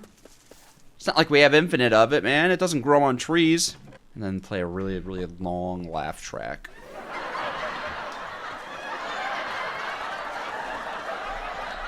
Ah, okay. Glowstone. Thank you. Glimmer this boy. Okay, now floating lime combined with you to create a floating agricarnation. That is what we like to see. I think we can just place this on top of the wheat, right? Yeah. Look at it go. It does need to be linked to a mana pool. It's probably too far away, isn't it? Yeah. Okay. Well, what? I suppose the experimentation phase begins. How far from the mana pool? Like, if I were to put it here, it would work, right? Yeah. Oh. Does it work on sugarcane, then? Well, what about here? Oh, yeah, okay. Any luck on that? Doesn't seem like it. Okay, alright. Then it's probably time to start putting together a spark network, I think, because I believe we can we can make a spark that should draw mana from the spark network. I'm definitely going to have to read up on that, though. Actually, just slapping a spark on this pool might work, since it's an on-demand thing, but that kind of, I don't know. I'm not sure if the flower actually will demand mana from it. We can see. Might work.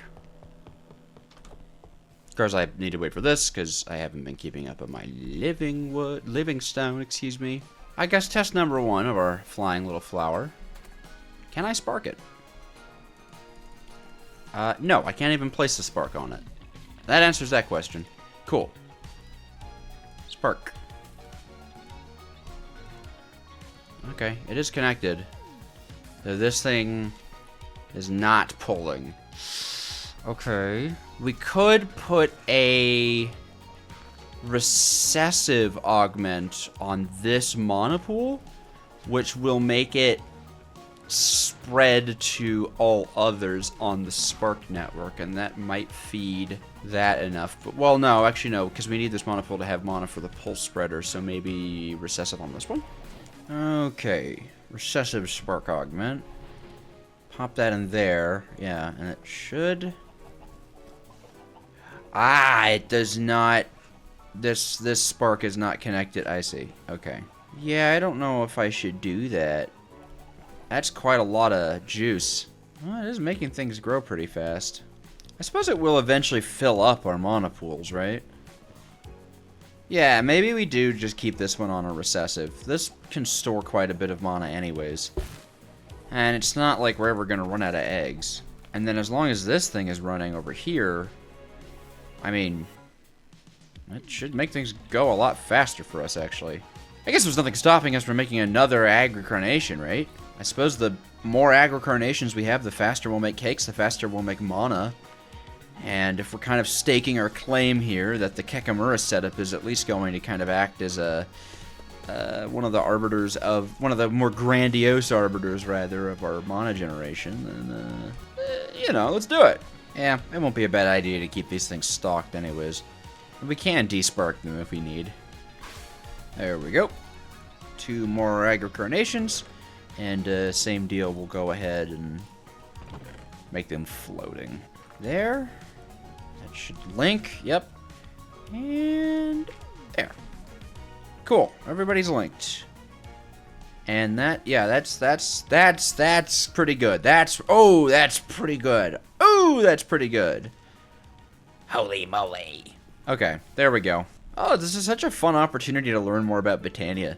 And also, like, oh, how cool is it with Botania and the Create mod, right? This works so well together. And I know everything can be done inline Botania, right? I don't think there's anything that Botania itself can't do on its own. But is anyone here going to lie to me and tell me that the combination of Botania and the Create mod isn't just phenomenal? And now we should really be spitting out, yeah, wheat. This should be constant now, really. The only thing I'm worried about is zeroing out over here, but I don't think we are. We can check that. I did read that there is a functional flower, the Mana Star. Let's see, light blue, cyan, red, green. We can plant it next to this mana pool, and it'll tell us if we're bottoming out or not. Oh. Do I not have the cyan flower? Is that so? Of all the things. I know we can make floral fertilizer here, which hilariously, I believe can be made entirely out of bone meal because, you know, might die.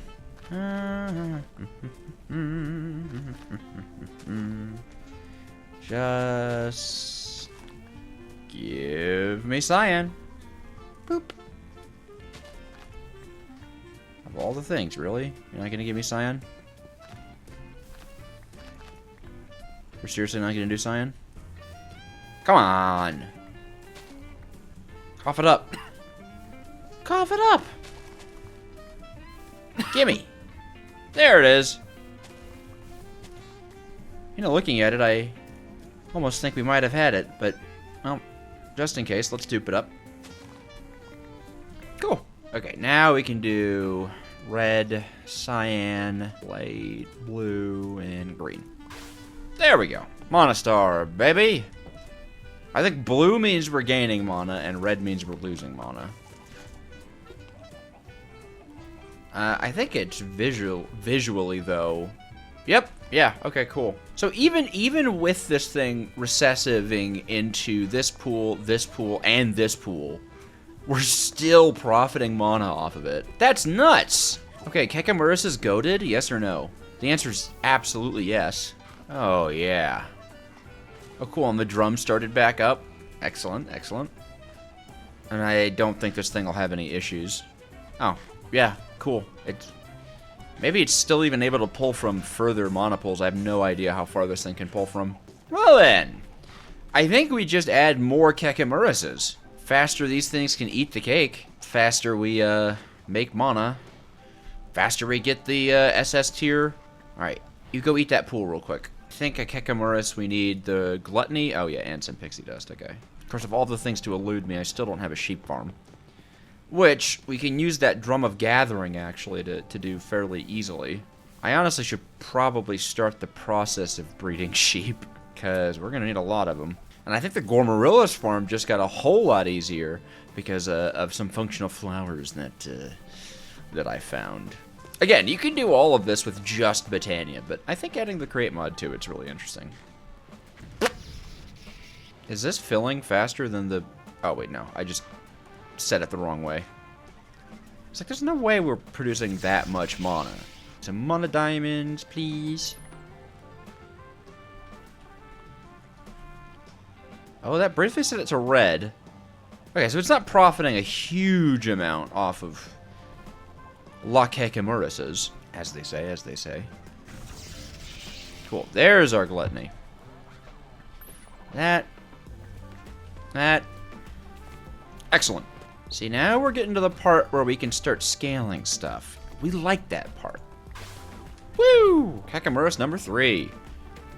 Let's see. This should get things going. Right. Wonder how much faster it'll make it eat the cake. Oh! Okay, this is now officially maxed out. We're now officially maxing out how fast a single Elven mana spreader can run. I think we're basically just right on the edge. Oh no, we're just a little slower. Perfect.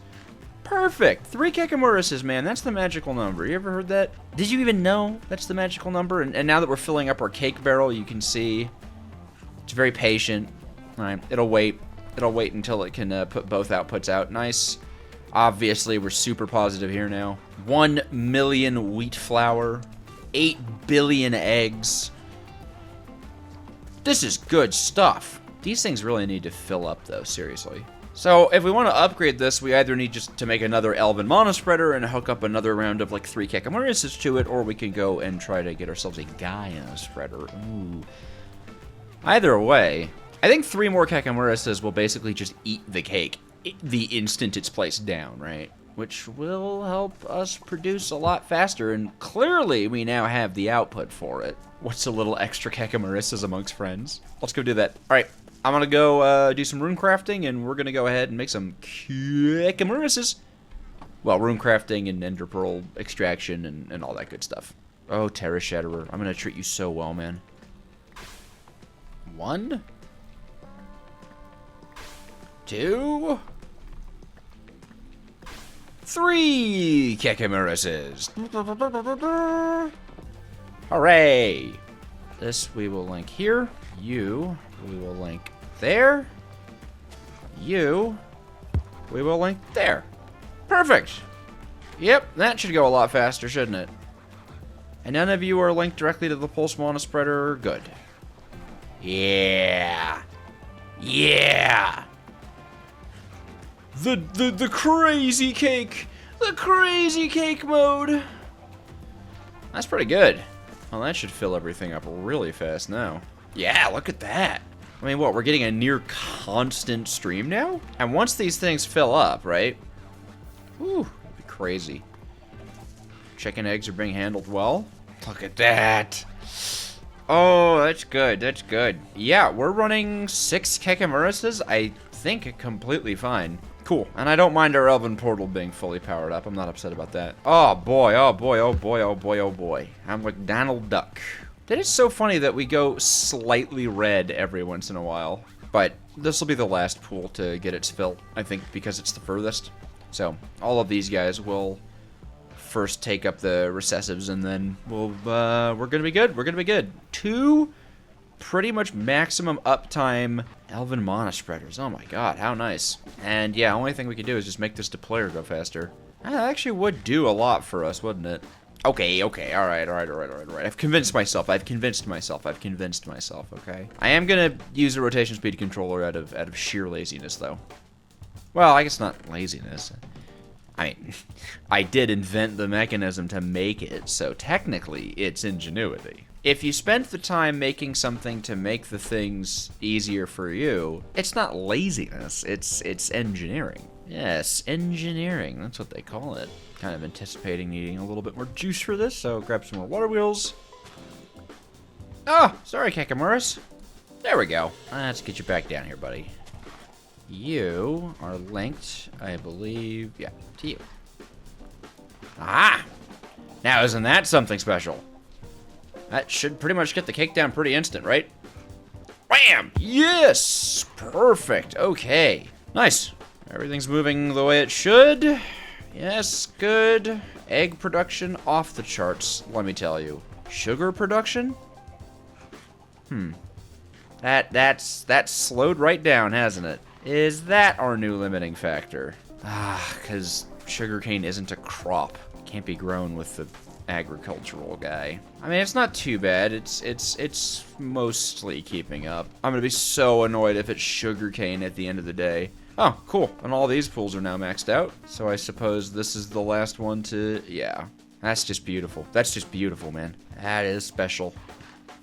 Alright, let's go and see what we can't juice up with our Terra Shatterer while we consider our next mode of mana generation, because obviously we're not quite done. Although potentially even maybe we want to take just 1 second to step away from the mana generation, right? And unlock ourselves a little bit more utility. Which can certainly be done. Wow, for a second that held its speed. Holy moly. We might want some Gaia stuff, right? Before we really go at scale, right? Yeah, Gaia Mana Spreaders, whatever a World Shaper's Astrolabe is, I have no idea. We might actually want to upgrade to this stuff. I mean, I guess technically we can make Dandelion from it. We're never going to. Yeah. Look, I know Dandelion is the best way to generate mana. I know Shulkminot as well, but it's too complicated for me. There's no way I can figure it out. That being said, Gaia Pylons, yeah. I don't know, we could do the Gaia fight. But it'd be pretty good to have Terra Steel Armor. Terra Steel Armor, that sounds kind of nice, doesn't it? Even a Terra Steel Blade. A Terra Steel Truncator. You get what I'm getting at? I think we should get ourselves a Terra Steel set of armor. I think that would be awesome. Of course, it'll cost 12 entire Terra Steel ingots, and I don't even think we have the diamonds for that, so really what we need is the orchid, which, all things considered, isn't too bad. I mean, Pride is fire and summer, summer is earth and air, and then Greed is water and spring. What do we have of that? We have air, earth, water, and fire. That's good. Okay, well, we have all the base elemental ones, which means that we will be able to get to the tier 3s really easy. Yeah, we could totally make the orchid. We could totally make the orchid.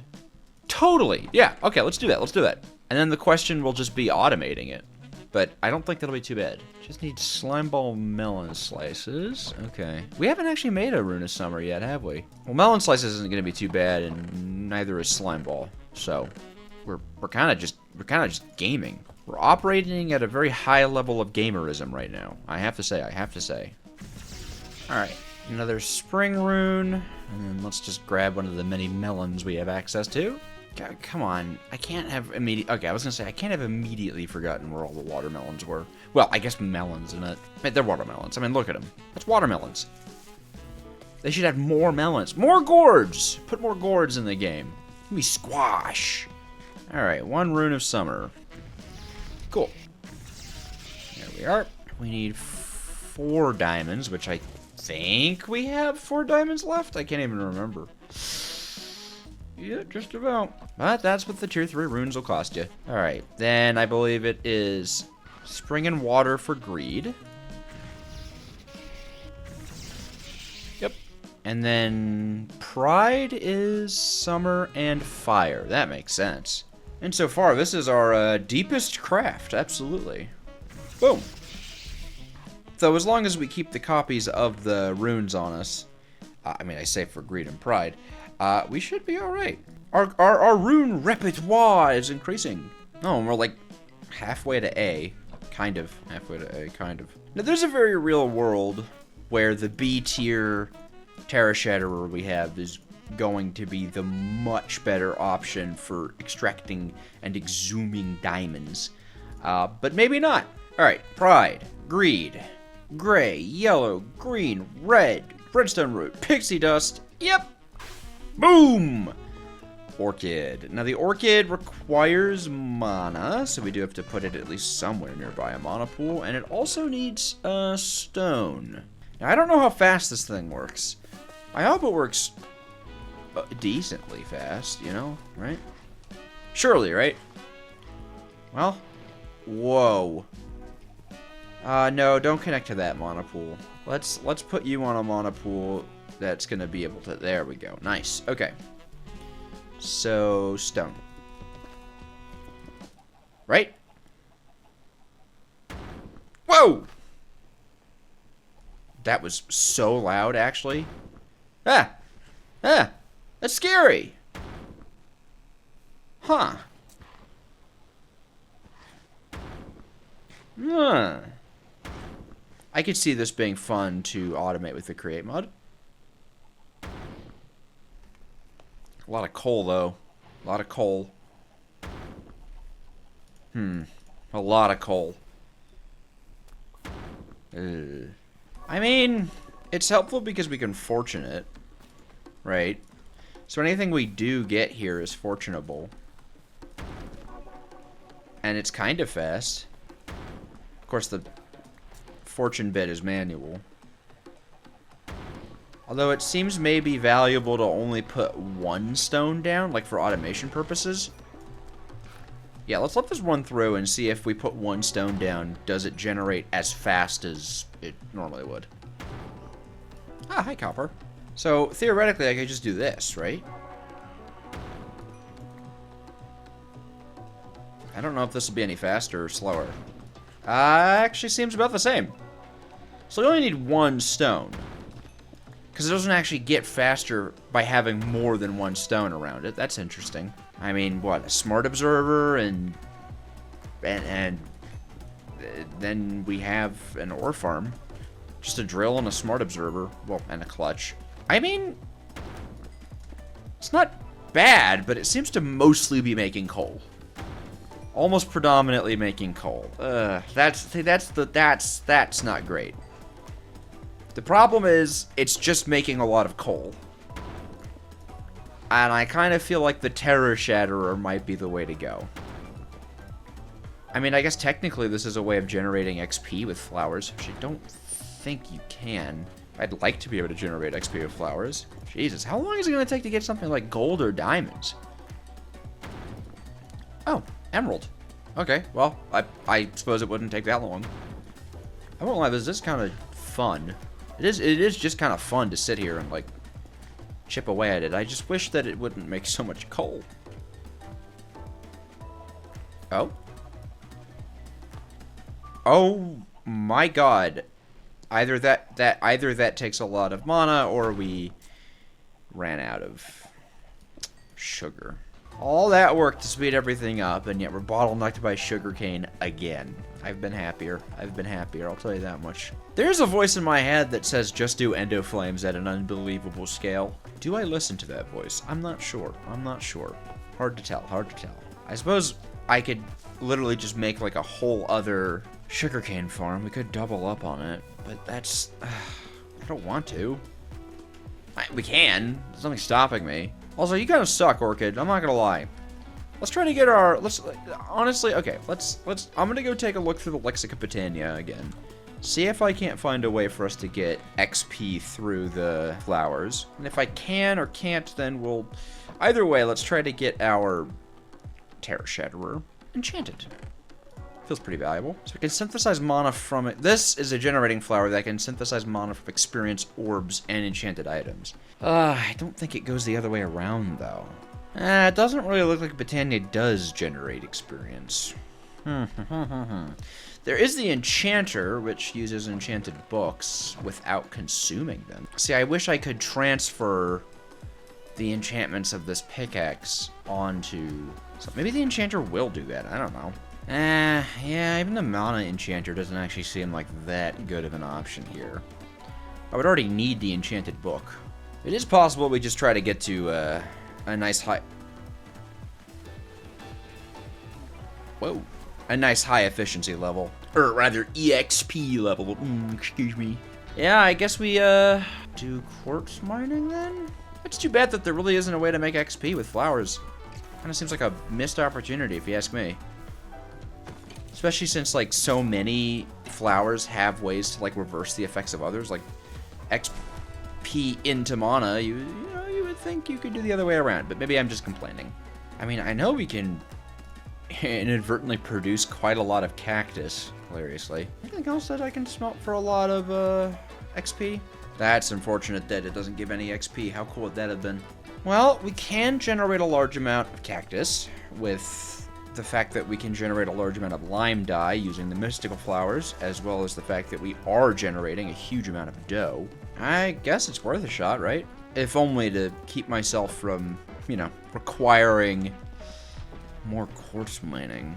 Upgrades, people. Look at that. Rotation speed controller. Ba-boom. Cool. That should be plenty of lime.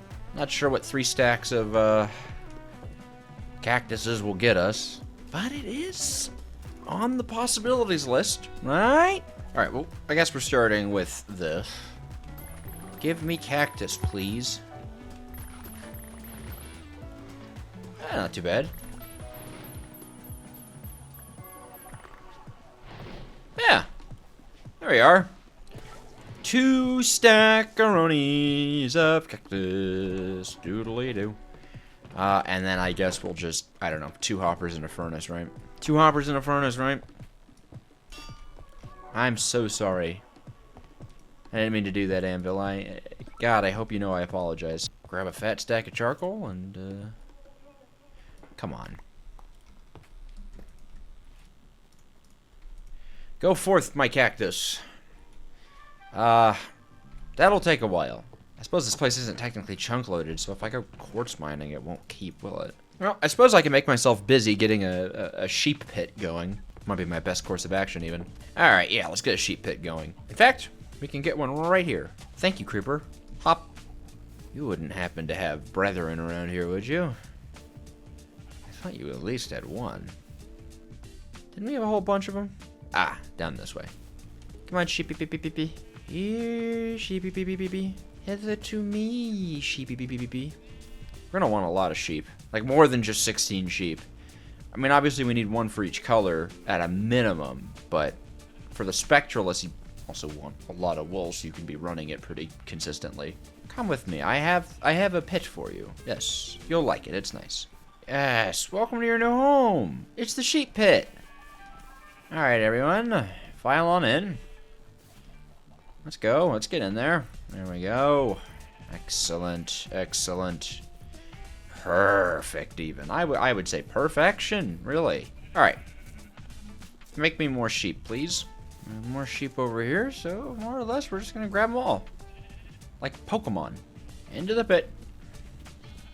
And just as God said to the Hebrews, go forth and multiply. And I suppose while we're at it, I can go ahead and prep all the dye we'll need. We already have white, gray, light gray, and black. 2 of each. We can get them into, pens, I suppose. Dye them up. Nice. I mean, we could just go utter chaos. I think we do have enough sheep to actually make one of each color. Doesn't seem like the most organized way of doing things, but it does seem like a... Is that a silent flower right over there? It is. Anyways, it does seem like a fun way of doing it, right? I don't know. No. No. Maybe. Okay, I'm curious, how much... Yeah, this is it's fine. But let's not do that. How about that? Let's not do that. Okay? Let's just get mana the normal mana making way. Normal mana making way. Oh, you know one thing we could do? Sorry, I just thought of this. We can automatically breed. Yes, animals love eating. This guy right here, Rune of Lust and Fire. Heyo. It'll auto feed animals. That might be a good way of going about it. Should be able to make a Rune of Lust pretty easy. One of the sins. Air and summer. You know what? I just hit me. I don't have any diamonds. Never mind. It's not like I care. We'll just manually breed them up for now. Go forth and sheep. Well, alrighty then. EXP time. I don't know why I just called it EXP. I haven't called it EXP in forever. Hey, dude, what do you even sell? Oh, nothing? Bye.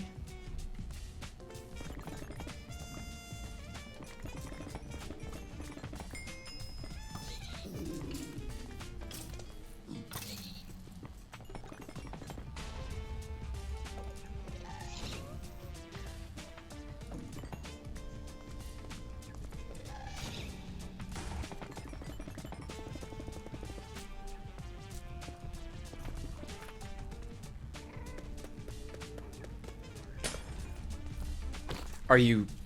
Oh, I heard that. I would have been mad. I can't believe that ghast almost put the portal out. Ooh, I would have been frustrated. Alright, hopefully we've got enough shot at getting some fortune and efficiency on our Terror Shatterer. I don't really think we need to care that much about Unbreaking, considering, you know, mana. As long as we have enough mana, we have Unbreaking. Eh? Oh, that's... pretty good, actually. Maybe we can get lucky on an enchanting book? Wouldn't it be so cool if Fortune 3 was just like right there? Right there. Give it. And you know what? I'm gonna be honest with you. I will absolutely take Fortune 2. I will absolutely take Fortune 2. I am totally fine with Fortune 2. Zero issue with Fortune 2. Happy. Is it as good as Fortune 3? No, obviously not. But, you know what? You know what they say about gift horses? Don't let them bite you. I'm sure we'll be able to find a nice, fancy schmancy set of Fortune 3 at some point. But, with our Terra Shatterer at B tier, we're going to be mining much faster. And perhaps call me somewhat foolish, but I want to see if we can imbue this thing. There we go. Yeah, look at that. Draw that mana. Yes!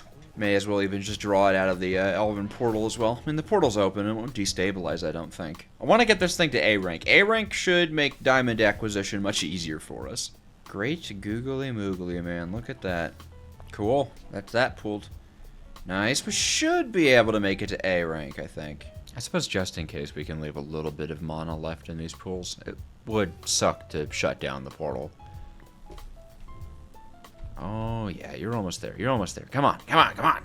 All right, are we A rank? Ah, we're close, we're close, we're close. Probably need a whole nother mana pool worth. I wish there were other ways to make sugar. I mean, a honey farm might be a decent option, but still. Well, I guess I could draw mana from this pool. Yeah.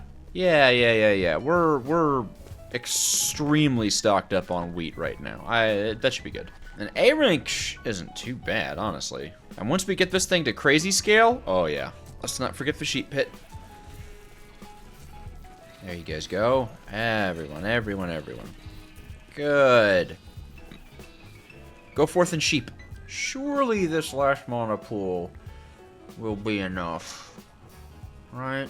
Got to be. Got to be. Are we A rank? Ah! Ugh. I'm not going mining until this thing is A rank. Why can't you bone meal sugarcane? Why can't you bone meal sugarcane? It's stupid. Stupid. Just trying to see if I can spot any distant sugarcane to give our mana generation a boost. That's fine. It's fine. Let's go mining at B rank for a little bit. That'll give us time to generate our mana, and then when we can get A rank and go back to mining. Okay, that's the JoJo compromise with my own self. I guess I'm not really compromising with any of you guys.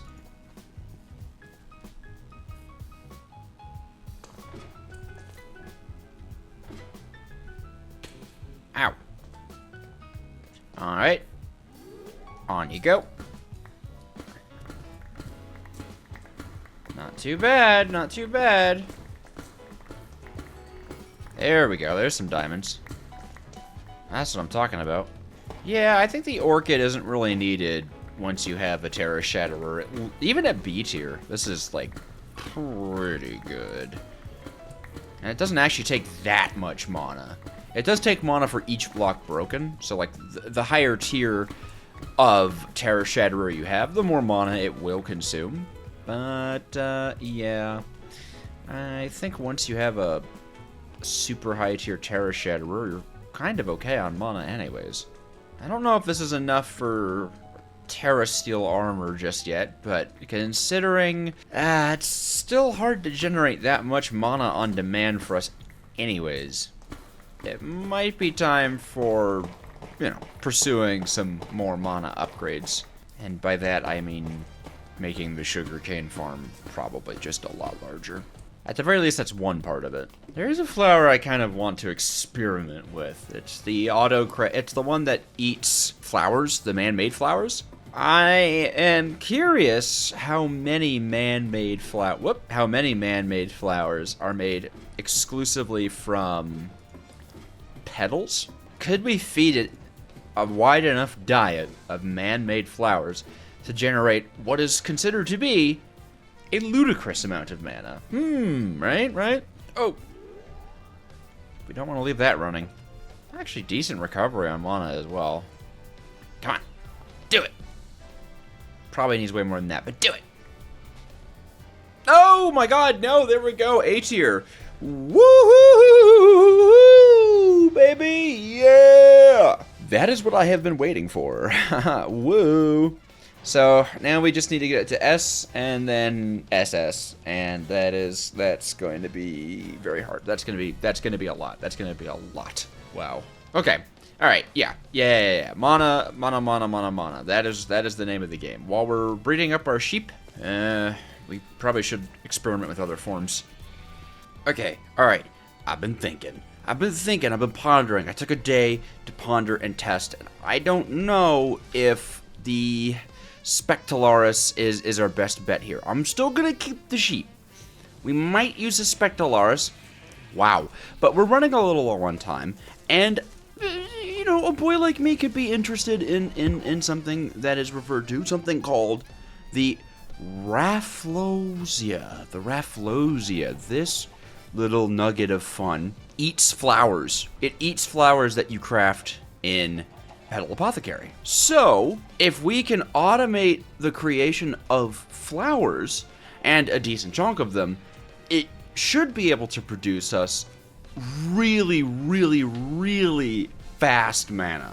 It's a really good generator. Up there, of course, with our Kekamurases here, but of course the Kekamurases are super bottlenecked right now by the fact that sugar, basically. Just the fact of sugar is what's bottlenecking the Kekamurases.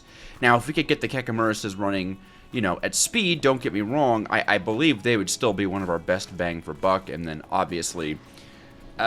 in my experience, Endo Flames are also actually a pretty solid solution to mana. But here's the deal. I've identified a few flowers here, right?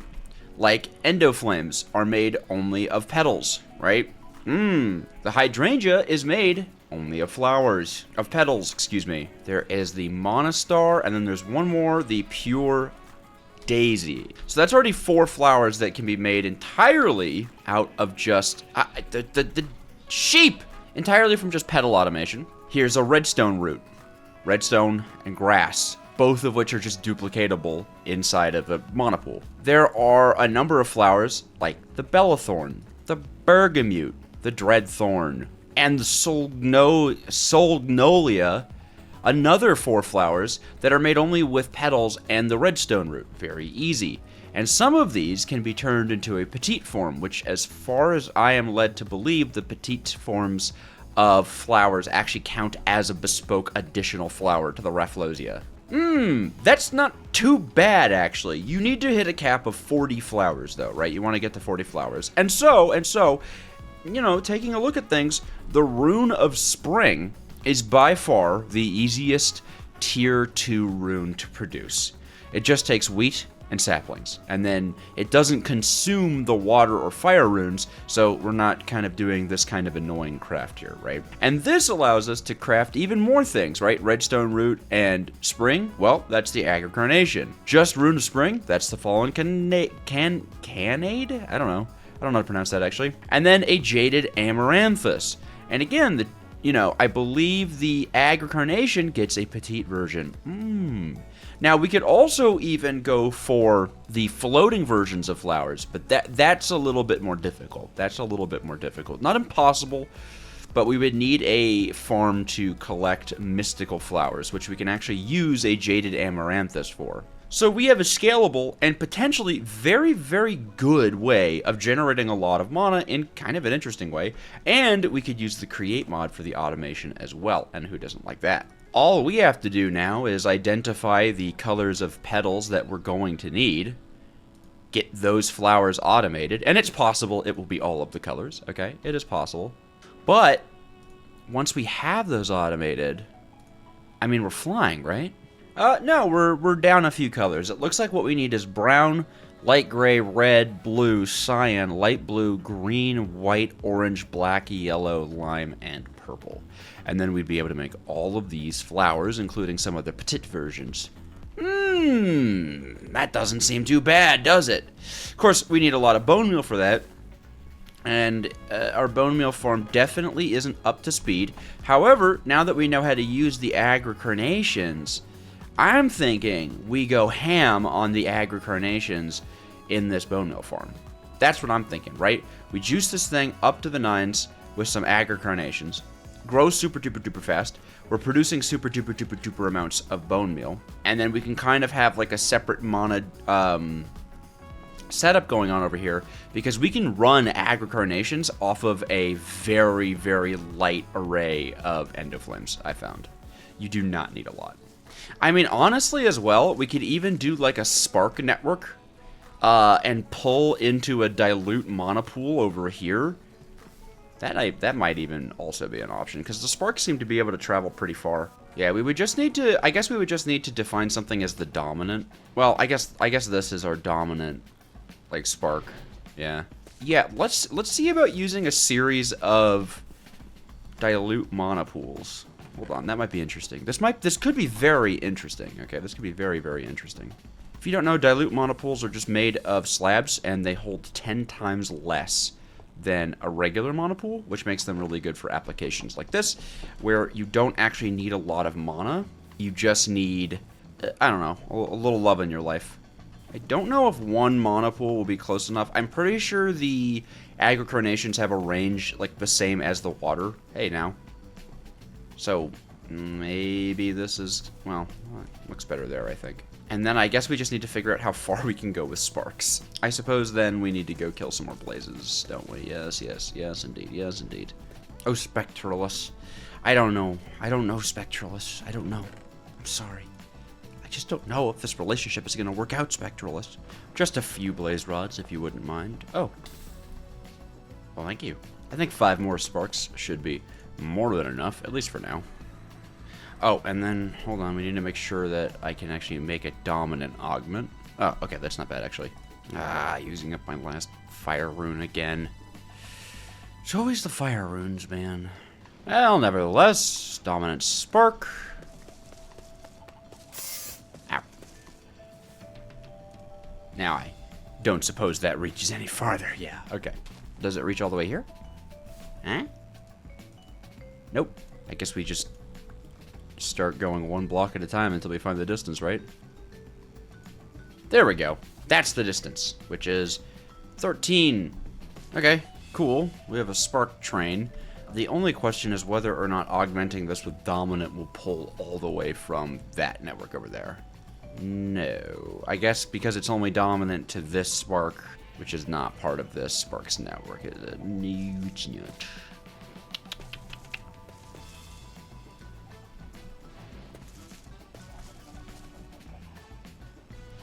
Is maybe then what I'm looking for dispersive? Is dispersive sparks what I'm looking at?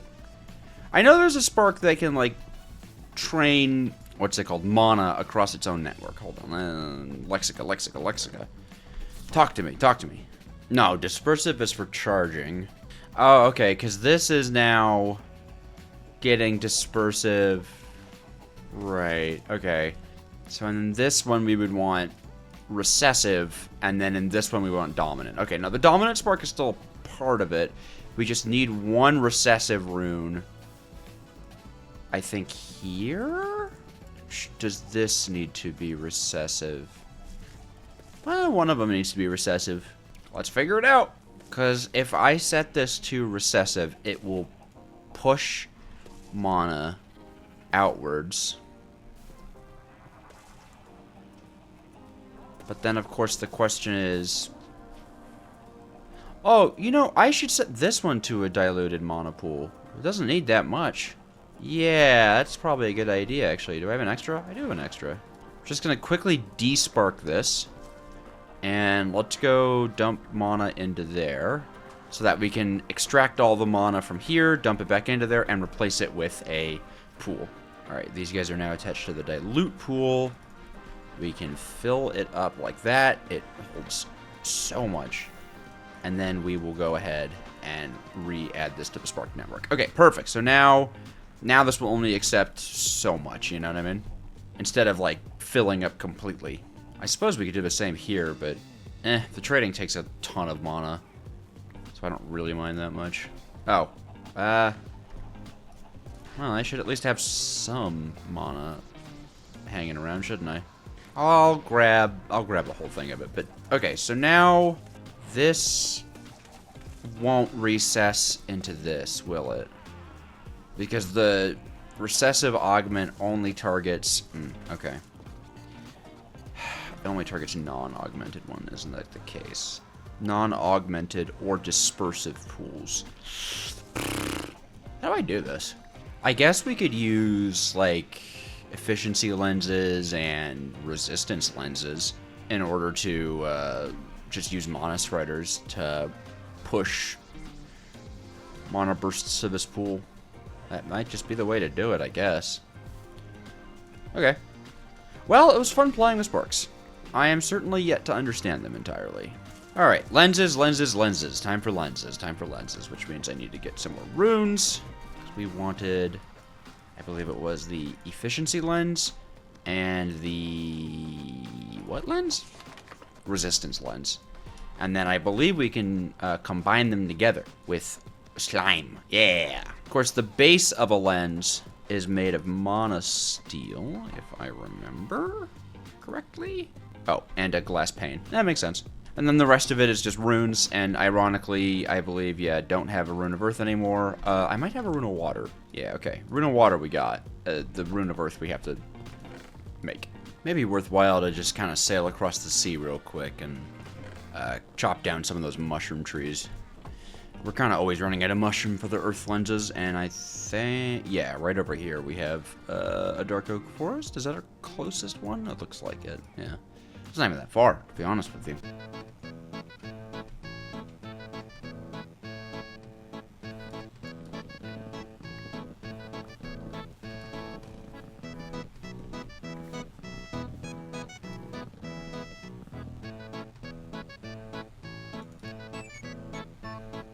Alright, 2 mono lenses. One will become a resistance lens. One will become a efficiency lens. That doesn't flow very well. Anyways, let's make some slime. Whap! I should just be able to squish these guys together into a resistance efficiency lens. Huzzah! And now we can slap this on a mana spreader, and it should make it, like, super cool or something? It will make it super cool. The question is, does it reduce the amount of loss from a mana particle traveling by enough to close the distance between here and there? Because I suppose we could have a sparked mana pool hanging out in this network, right? Yeah. Like if I drop a sparked mana pool here, yeah, that should still get the recess. Perfect, perfect. Maybe we even want to hit this with a recessive so that the end of flames also spread, and then pull a dominant pool somewhere. Yeah, that might be a good idea. Like just have like this here as a dominant pool. I don't know. I'll drop that for now. Either way, this thing fills up pretty quickly. So, like, this guy, right, to this guy. Oh, Lord. No, don't go that way. What? Hey. Oh, are you not, do you have to be directly, like, that? Ah, okay. No, I'd rather, what? Hey, bind, there we go. Bind you all the way to you. And we can socket this lens.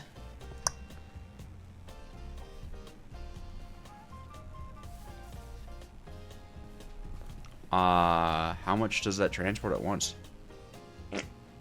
Oh!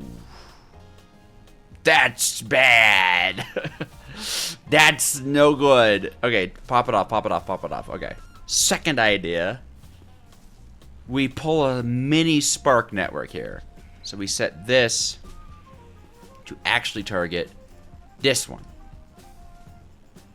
Okay, and the fact that it can even send...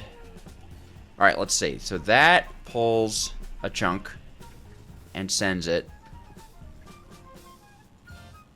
Oh, is that just how much it sends? Wait, really? Is it really only pulling that much? Does this go up by an amount, I guess? Oh. Wait, really? So what if we... Oop. And... Oop. Like, does it actually just not really lose that much mana? I guess if it doesn't lose that much mana. I mean, yeah, that is like what? That's like a pixel, I guess? Does it take 1 pixel to give 1 pixel? If it does, then I guess that's the best we can, you know. Yeah. Okay, hold on. Oh, no, that takes like 2 pixels. Jesus. I wish it was a little more clear, like, how long a mana burst could go before losing mana. Unless it, like, totally is and I'm an idiot. Yeah, okay, so this receives the full amount. Okay, fine. Then these 2 sparks connect and we can put a dominant spark. What? Oh, right, there's no spark here. And then we put a dominant spark on that guy. Perfect. Okay, cool. Whatever. The point is it works, and I don't think we're losing mana, or at least that much mana. Because if I dominant spark, then that should start, yeah, pulling from there. And then now every time this receives a mana burst, it should give its mana to that pool. Yeah, cool. It's not the fastest thing in the world, but I don't even think we actually need that much mana to do what we're doing here. Yeah, okay, cool, man. Can you use a composite lens with a composite lens? Like, can I triple up? I am not sure. Lexica, tell me. I mean, it says you can't combine two lenses of the same type. So, could I put a velocity lens on this? Do I even need to? I don't think I even need to. Let's not get crazy with it, okay? Let's not get wild with it, okay? Let's make some acrocarnations. How about that? Yeah. All right, Rune of Spring. Yes, please. Excuse me while I do some botanianing. There we go. It's springtime. And you know what? It's time to upgrade this mana spreader, I think. May as well get it to Elven. Should make the crafts go faster.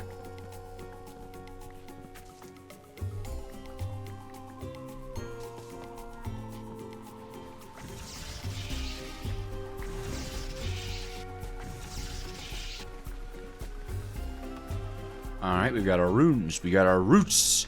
Time to make the flowers. Just need a lot of lime, a lot of green, a lot of yellow.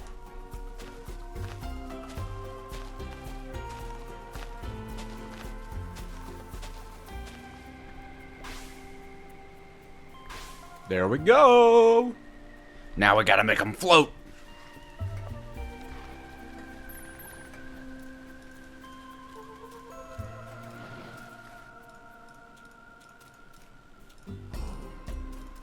Bazinga.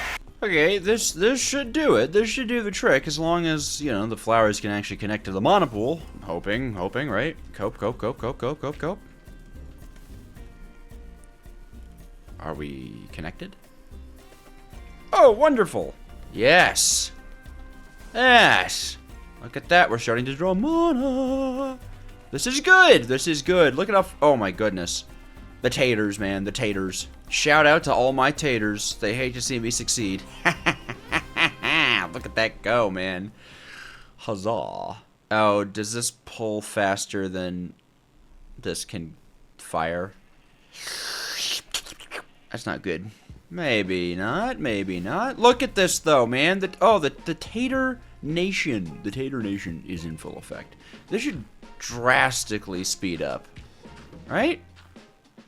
Yeah, now there's like always potatoes, so this thing's always running. I guess the only issue is this dilute mana pool, we would like it to be full.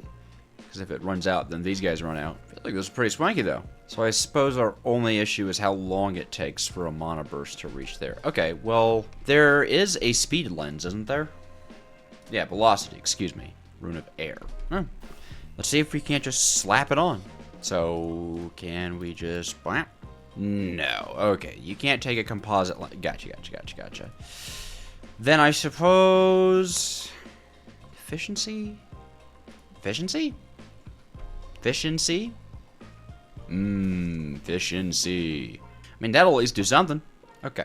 Efficiency and velocity. And ferocity. Anyways. Scoop. Boop. Oh, that's much faster. I'll tell you that. How's the size of the hit, though? Huh? Well, is it filling this? Tell you what.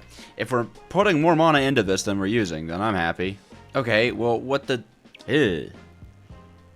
Not at all. I suppose we could reduce the amount of agricarnations. Probably should still be fast enough. If I drop down 2, is this good? Doesn't look good. Can mana spreaders face mana spreaders? Is that a thing? Well, would you look at that? They can. It's kind of running at speed. It's moving. That's not too bad. I don't mind it. You know, stroke of genius here. What if we just used more mana spreaders? That's an idea. Right? That's revolutionary, I would say. Actually, truth is, I don't know if that'll work, but you know what, man? Look, we just need a little bit more efficiency in our lives, okay? The faster we can transfer mana from this pool to that pool, the faster we can grow potatoes, the faster we can get bone meal, the faster we can automate flowers. So excuse me for being a hopeful boy. Because I could just have a spreader right there. Yeah. Well, would you look at that? And click. Cool. All that needs now is a velocity lens on it, I think. But that should mean this is filling up way faster. A little bit. Can I put another agricarnation on it? That would be nice. I think so.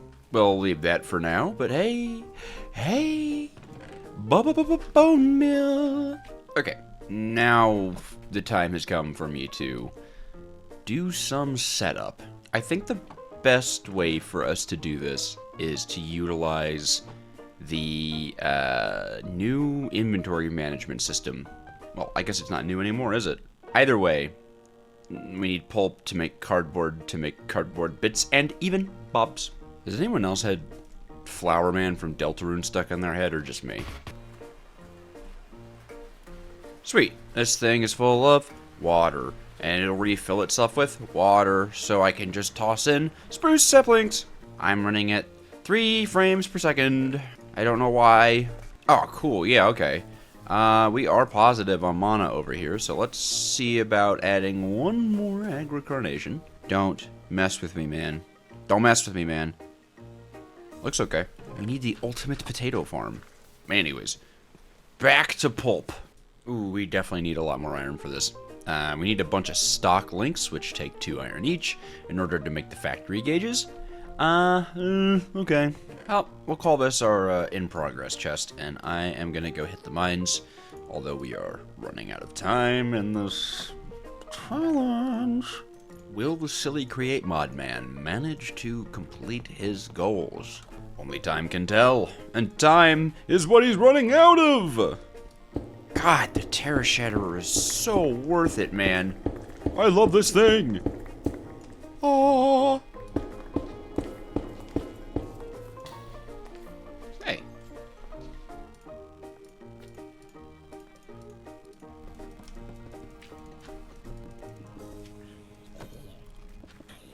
Okay, basics are getting set up here, right? We now have stock links and packagers attached to our bone meal so that we can monitor and send it around. This is going to be our petal storage chest, and this is going to be our little petal storage maker. You guys remember that large flowers get crafted up, they get broken. We're going to use a hopper hawk to pull them into this barrel, sending them into this crafter, turning them back into petals, and putting them in the chest, and everything's going to be perfect and lovely, and I would even say wonderful. All we need to do now is just make sure, you know, that we're sending bone meal and petals to where they need to go. So, that's our next mission, I suppose. Well, that and getting frog ports and gauges, and there's a lot to do.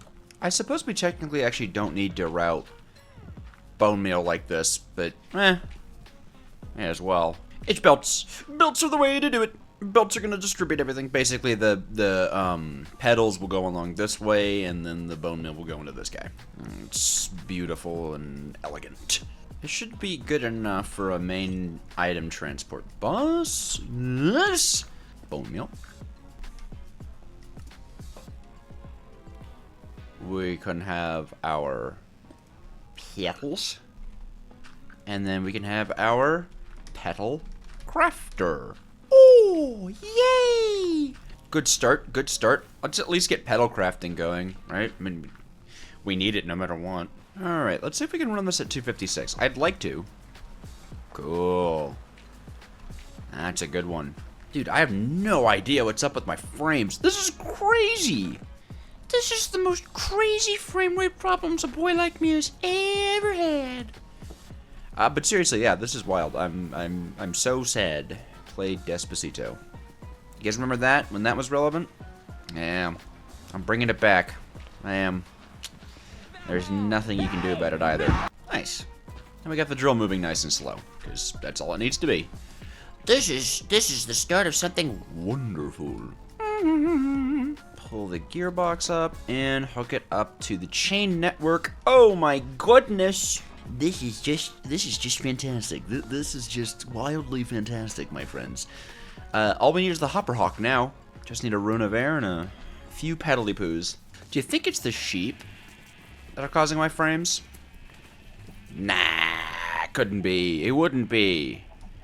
The sheep love me. They wouldn't be framey for me. They wouldn't be. They love me. They know that I am their master. Master. Master. Hopper hawk. Hawk Tua. Hopper on that thing. And look at me. I even remembered to actually power the mechanical crafter.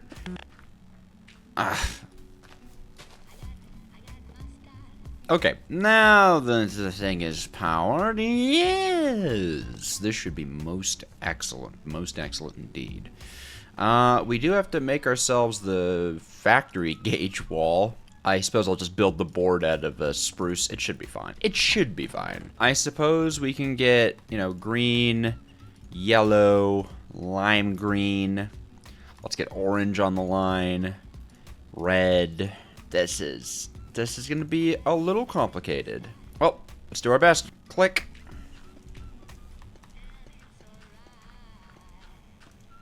Now, something that I think is going to be a little annoying is in order for us to craft the petals, we need the petals, and I don't think we can connect it to itself.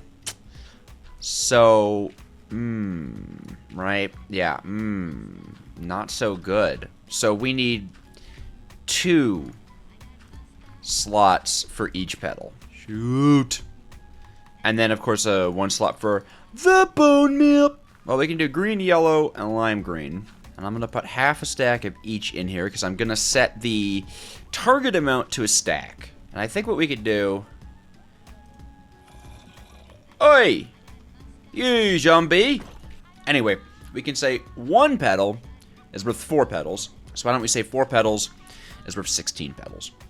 And that, of course, is going to go to Petal Crafter. We also need 4 bone meal. 4 bone meal, 4 green petals equals 16 green petals sent to Petal Crafter. So if we set this to 1 stack. Okay.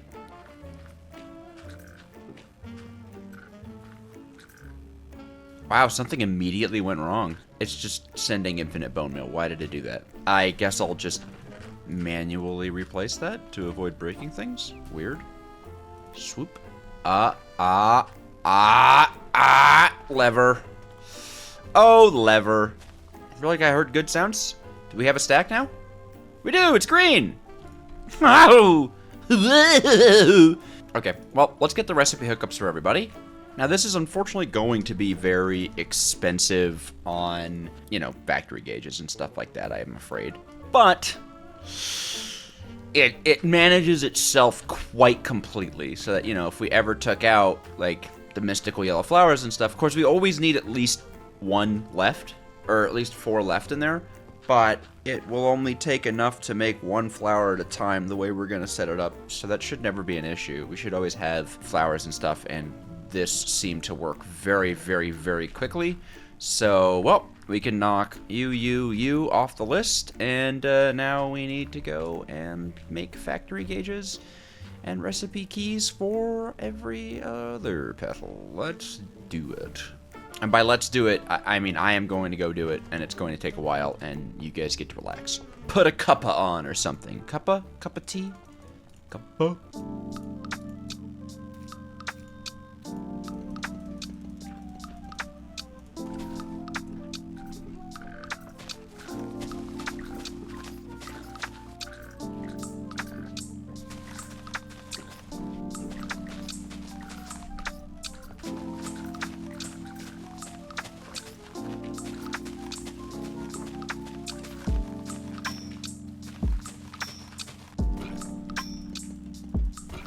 Alright, and with this, that is all of the mystical petals.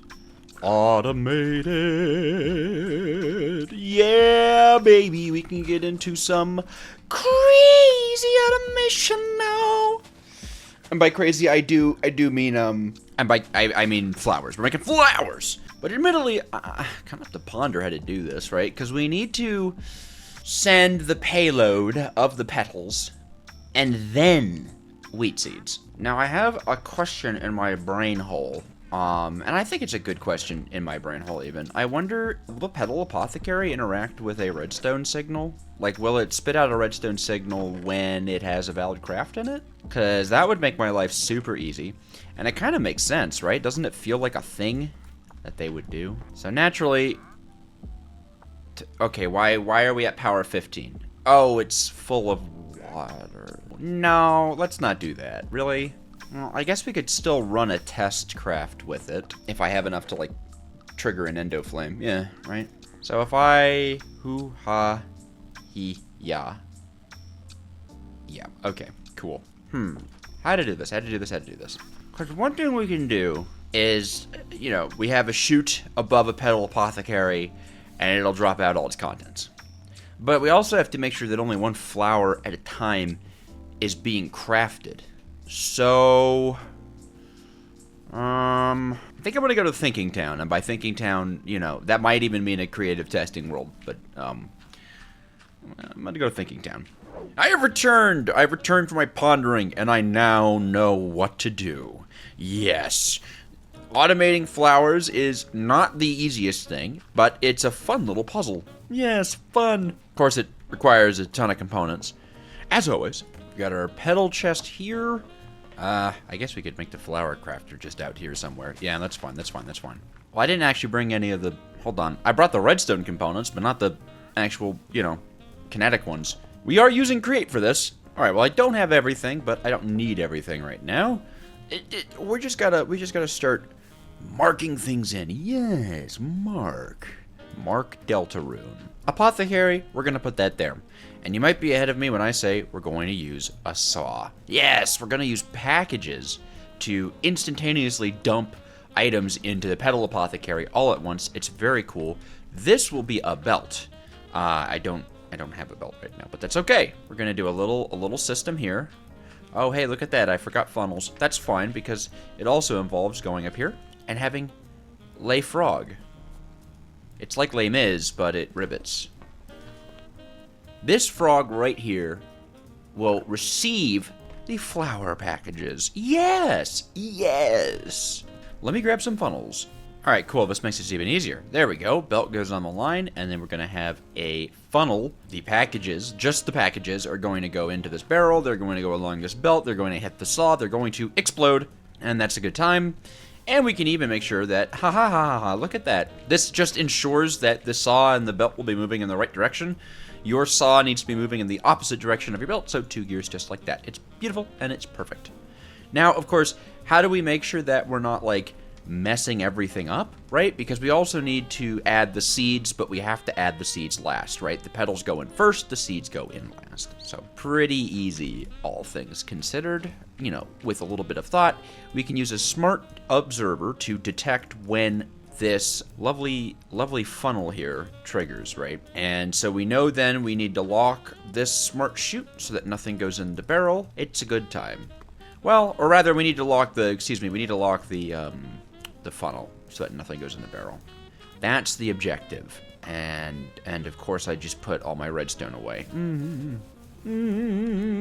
I'm frazzled. I only have 9 days left to implement this, and it's all over. Oh, I have to show my power, my use.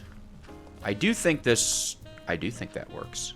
We're like out of stress units to use from main power here, right? If I pull a stressy stunt, well, let's find out. You know what I mean? A little overstressing never hurt anyone. Oh, and the perfect reach, too. That's a sign. That's a sign that this is going to go really well. All right, just some more encased chain drives, my absolute beloveds. And then go forth my creation. And overstress. Yeah, that's fair. Okay, I just got to add another water wheel onto the line. Maybe 2 water wheels onto the line. Probably should at least bring 2 water wheels to add to the line. The things we do for infinite mana, man. The things we do. There we go. Okay, I was right about adding 2. And now we're going crazy mode. Huzzah! Anyways, I suppose we can test the redstone efficacy. Yeah, you see how it flashed like that? Good. Good. That means that we're somewhat aware of how to power this, but we're wrong entirely. It's all wrong. It's all wrong. It's all wrong. There's a reason I have a pulse extender. It's to extend a pulse. So pretending like I remembered that.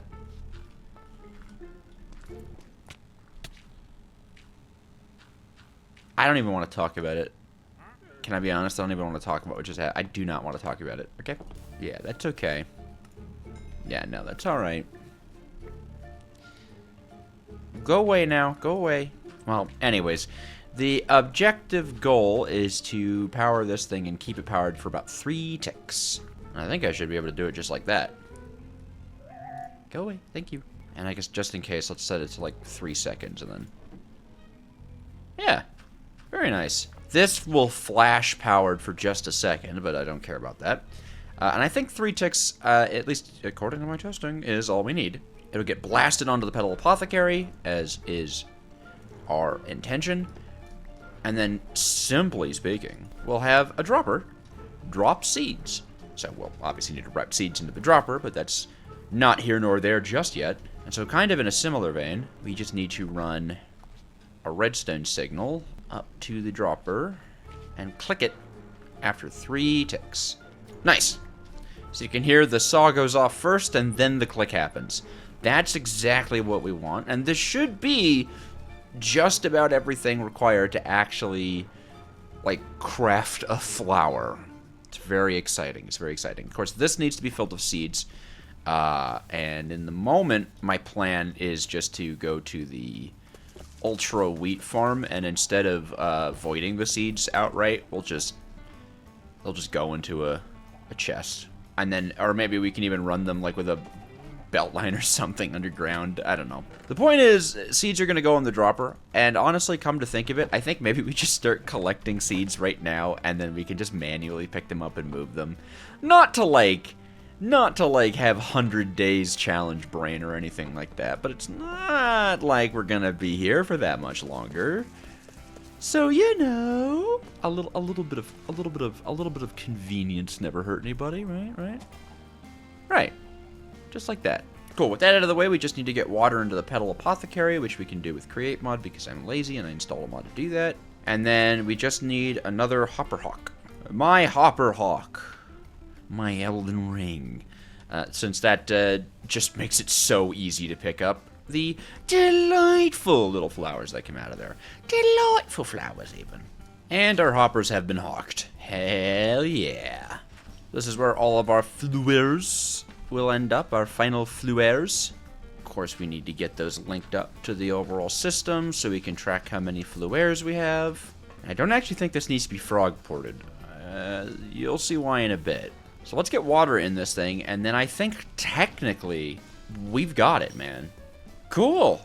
I think this is fast enough. Actually, it could be faster. Look, it's getting a little ugly. All right, but this is no building challenge. Why dost thou break? Oh, would you look at that? If I put a gear here, it actuates. No, Hopper Hawk. Well, that's fine. We can just do this. And now it's faster. Yes. It's beautiful in a certain way.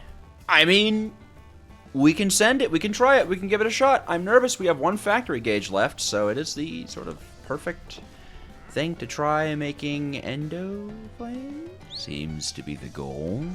Right. And if that goes well, it's just time to add in the factory gauges for all the raw petal flowers. Okay. An endo flame. Now you, my friend, are 2 brown, 1 red, 1 white, gray. 2 brown. And 1 red, 1 light gray.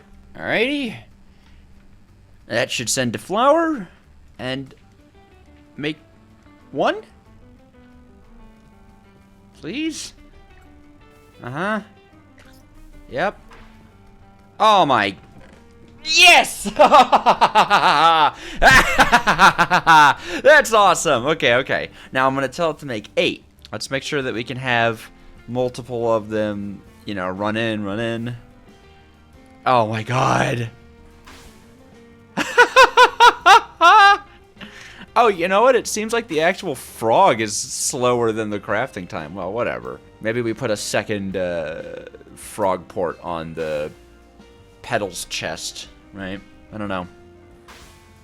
Oh, look at that. Stunning. Absolutely stunning. You're a stunning star. Okay, perfect.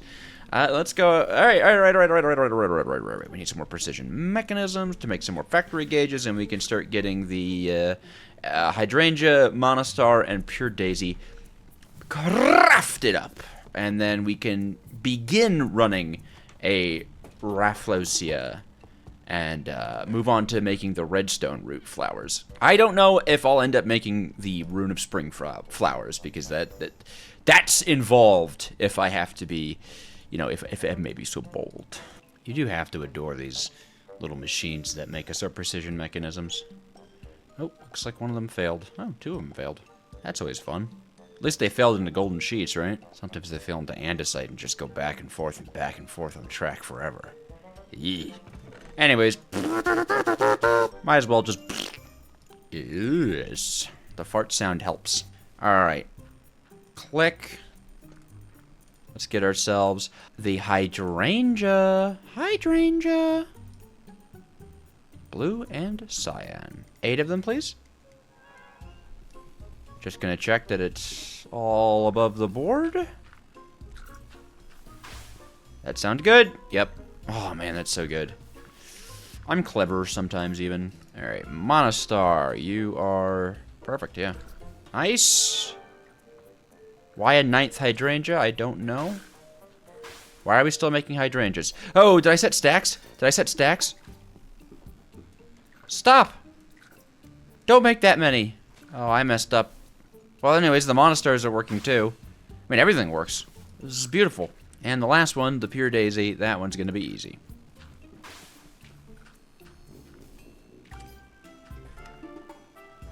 Uh-oh. It failed. Why? How could this have happened? Huh. I guess when it's all the same item, well, we can extend it to 5 ticks. That should help things out. Okay, that's good. Oh, Lord. I've messed everything up. Ah, jeez. I screwed that up. Well, that's fine. We can finish up the crafts ourselves here. Little I'm sorry from DJojo the Awesome. Of course, I never tested it with the easiest flower. So, the easiest flower doesn't work. Ah, well, that happens. Okay. This is already really freaking awesome. And technically speaking, we could just tell it to make 8 stacks of End of Flames and use End of Flames forever. And that would be awesome and cool. And honestly, it would work. But... What if we didn't do that and we made a Rafflesia? Now the thing about the Rafflesia is we need each of the flowers to be moved into the Rafflesia in sequence. It has to be in sequence. And I know I can make it giant. I have this giant way to make it, right? But it honestly just occurred to me that that might be a stupid way to do it. So I'm gonna go into my mind palace again. Give me 1 second. Okay, I've returned from my mind palace. I'm not sure 100%, but I have an idea. It requires a lot of brass tunnels. That means it's a good idea. Fun fact. Ignoring how relatively expensive brass tunnels are, that's okay. Whatever, man. They're only relatively expensive, you see. Not that expensive, all things considered. This should work perfectly. Or this should be catastrophically bad. And I mean catastrophically. Like this either goes really, really well or this is bad. But basically, we need to sort our flowers into a specific sequence of items. Now that you know that I'm using the brass tunnels for it, if you're a Great Mod player, you probably know how I'm doing it. We're going to pull a belt out like this. Give it a belt. It's going to head out like that. And then we are going to extend this belt line for each flower that we're going to use. So I think we're probably not going to do the last 3 here, since the Rune of Spring just adds an extreme amount of automation to this thing. So let's go ahead and say 8. So 1, 2, and 8. It's counting with the JoJo. And brass tunnels go all along. Excellent. I like my song. Let's make sure that we grab one of each flower because we need to filter them in their specific, well, in a sequence. It doesn't have to be a specific sequence, but, you know, we'll go Endo Flame, and then Pure Daisy, and then the Monostar, and then the Hydrangeas.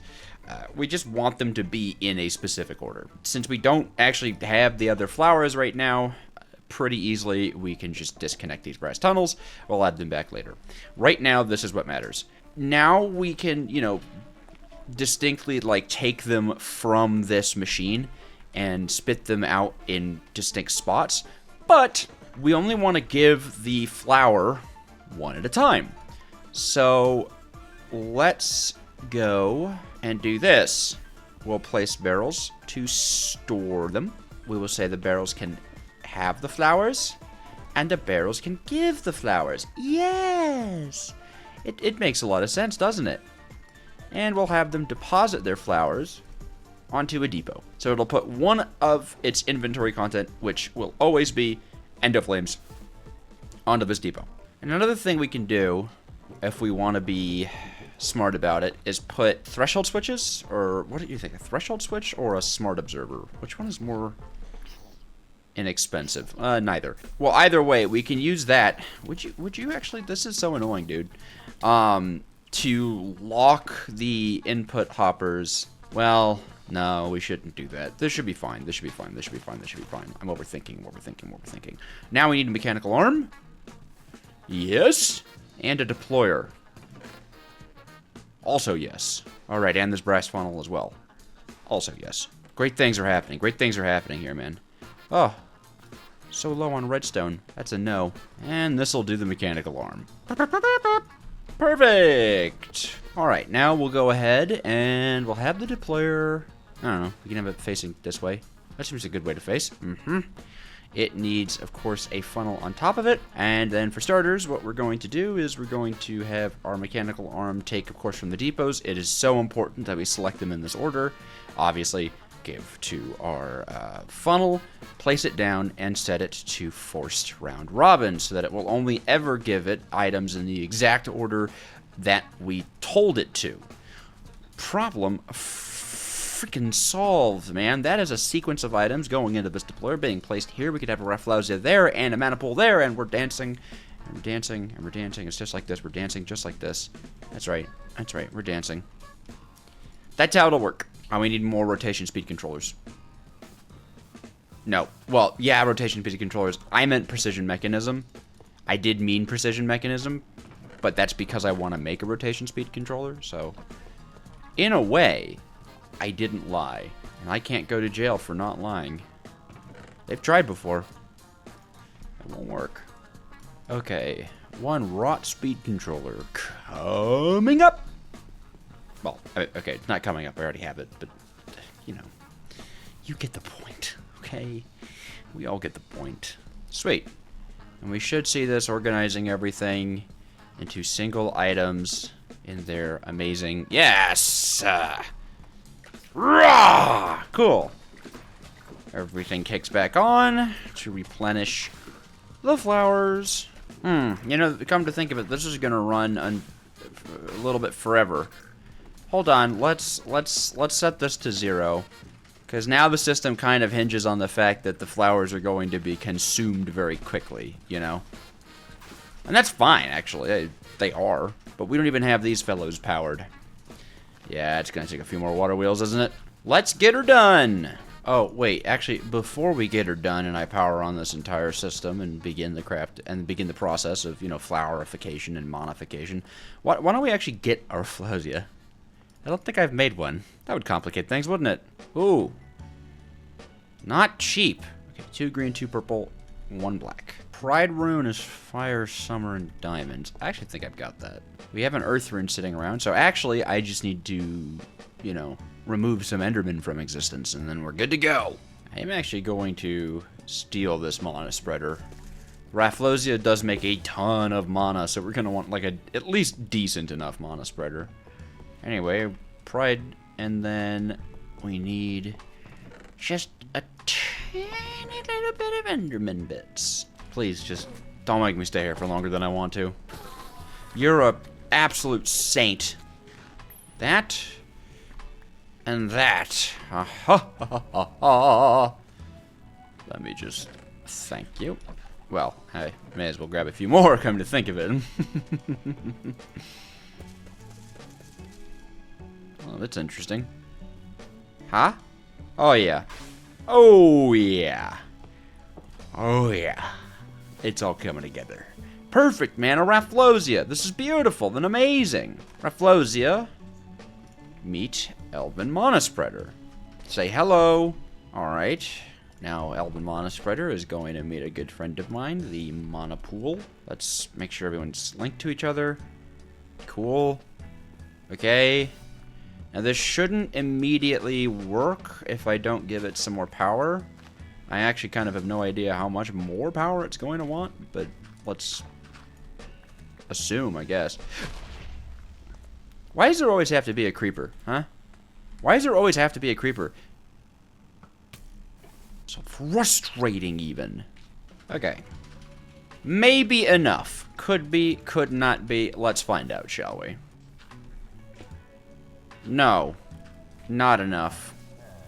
Now I have to harm these people. I do. It's the only thing that'll make me feel better now. This is all Create Mod's fault. Lives could have been saved today, but they were not. Oh. Yes? Yes? Yes! Look at that! That's not bad, man. It continuously fills a whole Elven Mana Spreader each time a flower is processed. And this is, like, not great returns. The maximum cap that we can get out of this is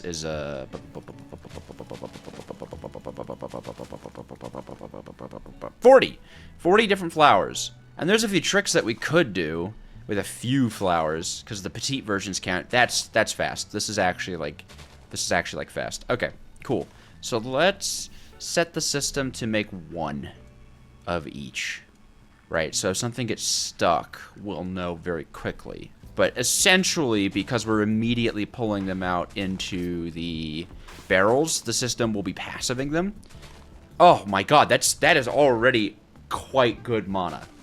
And it's about to get better because within this mana pool, we can now make redstone root. Well, not within the mana pool, but redstone and grass can be duplicated inside of a mana pool for very, very, very, very, very, very cheap. And I believe each individual flower that a redstone root makes will give us more profit than it takes. So now we do everything all over again. Hopper Hawk, barrel. It's a process. It's a process. One that I probably have enough time for if I just shut my mouth and really get going with it. Because I would really like to have, to at least claim to have like an okay Rafflesia setup, right? That would be cool. And I think that everyone would think that I was cool if I had that. And they would subscribe and like. Oh, this thing is working absolutely beautifully. I'm thrilled. Anyways, locking in time. Go!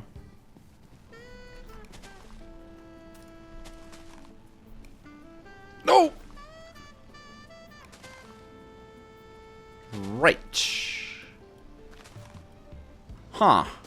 It ate him. Okay. How far away does the Hopper Hawk need to be? Can I put a Hopper Hawk here?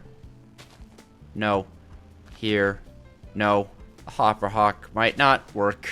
That's upsetting. Maybe there's a way to designate a flower as, like, don't eat me, please. Probably not, though.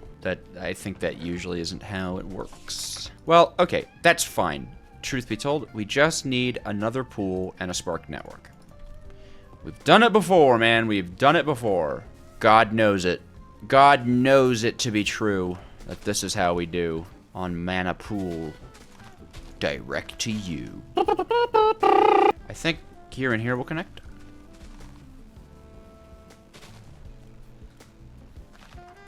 Yep. So all I have to do is just recessive on this. And this pool will get all the mana of that pool, and then we can just, as normal, go forth and automate. Puts us closer to the power source anyways, which is actually a bonus. System seems to be just about keeping up. Maybe not. Whoa! I mean, I will say, this whole thing makes so much mana that I don't necessarily think that, Yeah, we need it to be running 100% of the time, and we're not like, yeah, we're not like running out of any of the pedals we're using. So we're making the pedals way faster. Oh, this is awesome. Okay. Okay.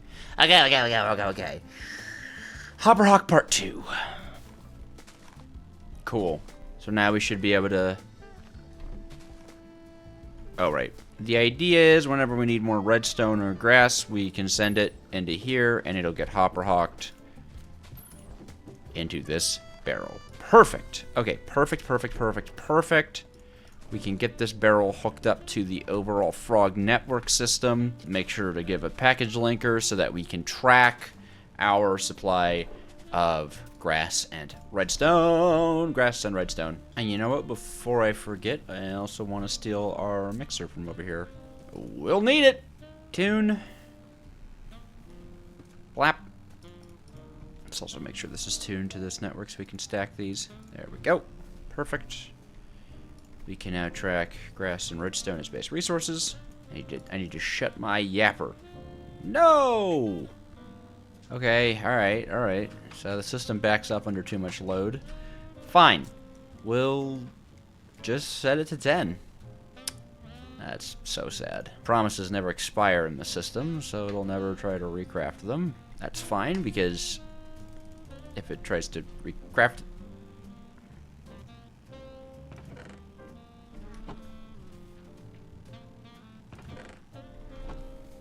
Oh, that's annoying. Okay. I think I've gone and done it. The idea being that in here our grass and redstone will be stored and can be sent in a package. Oh wait, I didn't do it. No, it's okay. Whoopsies. Don't worry. Just be happy. I'll fix it. Give me a sec. There does need to be some froggy action in this. Just didn't want to make more frog ports, but alas, sometimes we do things that we don't want to do. Okay, there we go. So we can now send and receive redstones, and so that'll duplicate them. In fact, let's go ahead and try to set it to make a stack. Yeah, look at that. And then we can do the same thing with grass. And now for redstone root, we should be able to say, like, keep 16 in stock. And that should send out a package of both grass and redstone into... Perfect. Now we just have the power of that, and we're good to go with redstone root. Oh boy, 2 days left, and then we're good to go. Good to go. All right. Powering you. Closest source of high-speed power I have is here. Probably need to add another wheel upon it, but You know, I'm not gonna freak out. maybe I'm freaking out like a little bit. But if I am, it's internal, so you'll never know. Boo. Well, I still have watered wheels in hand, don't I? Water wheels be upon ye. Yes! Root!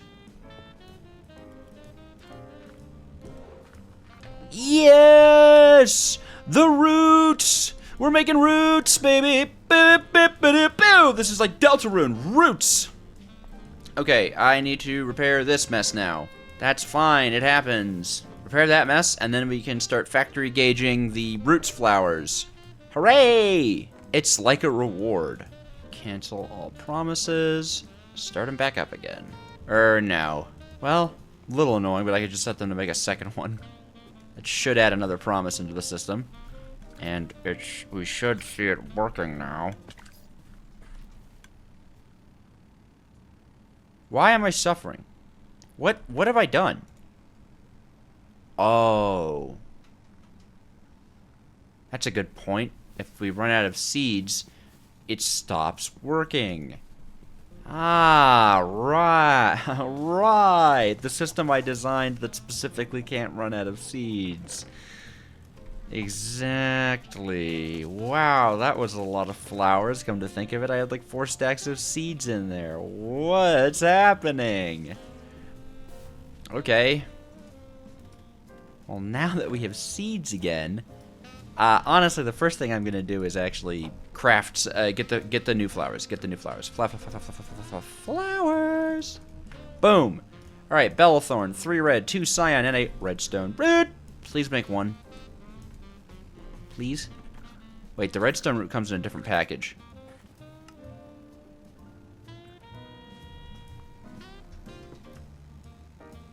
Okay, that's fine. I just need to put redstone roots in here. Okay, that's an easy fix. That's an easy fix. For a real second, I was scared there. For a real second, but now I'm not. Because we can do that, and then we could do even that, and then we're actually going to do that, and then we need a freaking sign, man. We need an absolute freaking sign.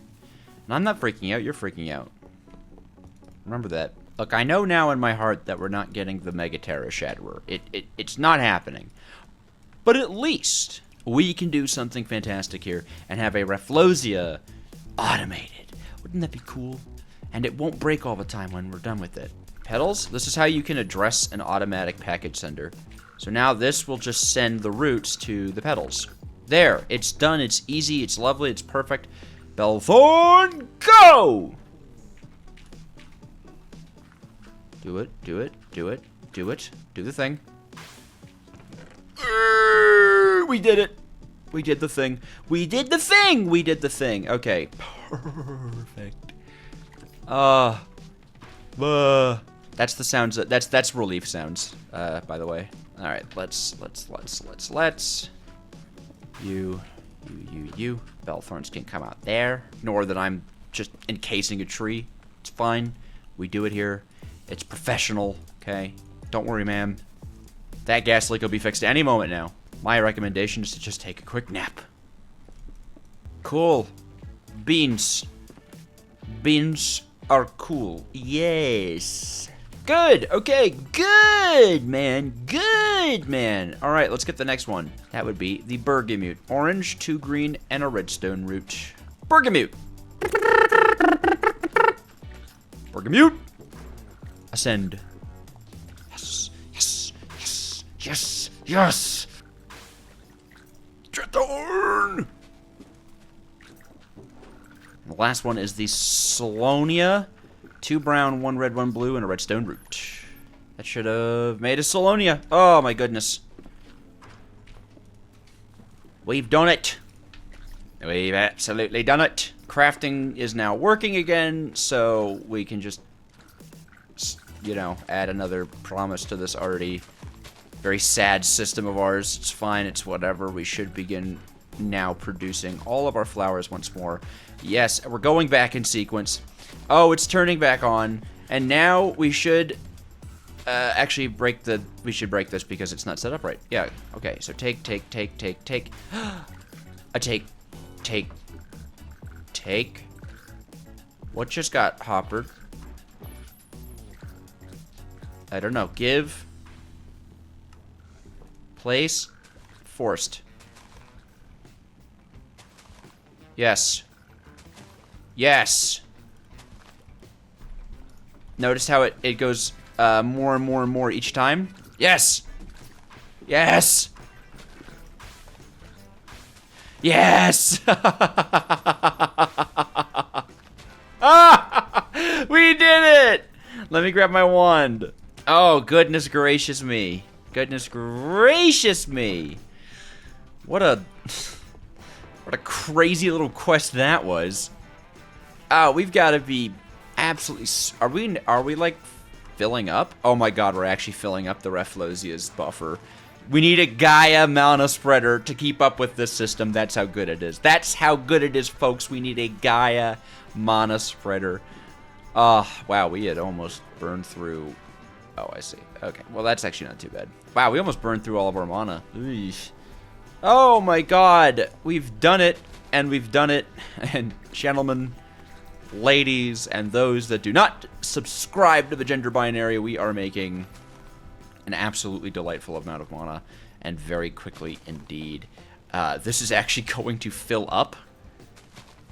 So I guess, is there a lens that makes mana spreaders go shoot faster? Well, I mean, the thing goes faster, but not the actual mana spreader. We need a Gaia spirit for that, but Gaia spirits come from the Gaia fight, which it's day 99. I don't think we have enough. Wow. Well, I won't lie, this thing is constant as long as it has seeds in it. And realistically speaking, all we would need is really long chain drives and a frog port over here on the seeds chest, and then we'd never run out of seeds. The wheat farm absolutely makes them faster than that farm can consume them, which is, of course, I think genuinely true and kind of ridiculous. My god. Well, I suppose we may as well see if we can at least push our Terra Shatterer just, you know, maybe one level higher, right? Oh god, I can't believe that happened. Oh, stop. I broke everything by standing too close to the machine. Stop, stop, stop, stop, stop. Oh, no. No. I couldn't empty it out fast enough. Oh, well, suppose we know how to fix it when I break it like that. Also, maybe I just need to stop walking that close to the machine. It's clearly not a good idea. Well, let's let this run for just a second, right? And I know we have a lot of mana built up actually over by the Kakamuras and the Endoflames. So let's start dumping mana pools into this guy. Right? Right? Yeah, Terra Shatterer. Let's get you juicy. Right now we're a smidgen into A. Do you think in one day we'll get enough to turn it into an S tier one?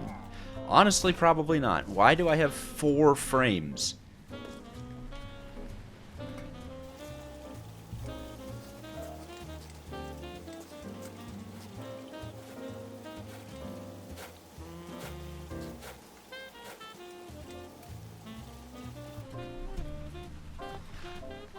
Oh wow, that was like 2 full mana pools. Oh, Jesus. Oh my god.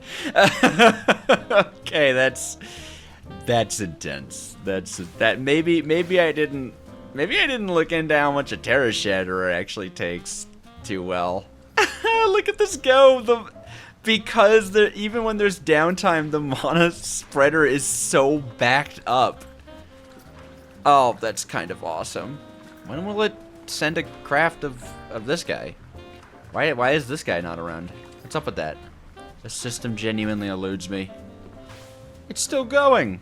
You know, I suppose technically we could actually monitor all of the flowers like this. That might be the best way to do it. I don't know why I'm doing it like this. Well, I don't have the time to make that upgrade, but the point still stands.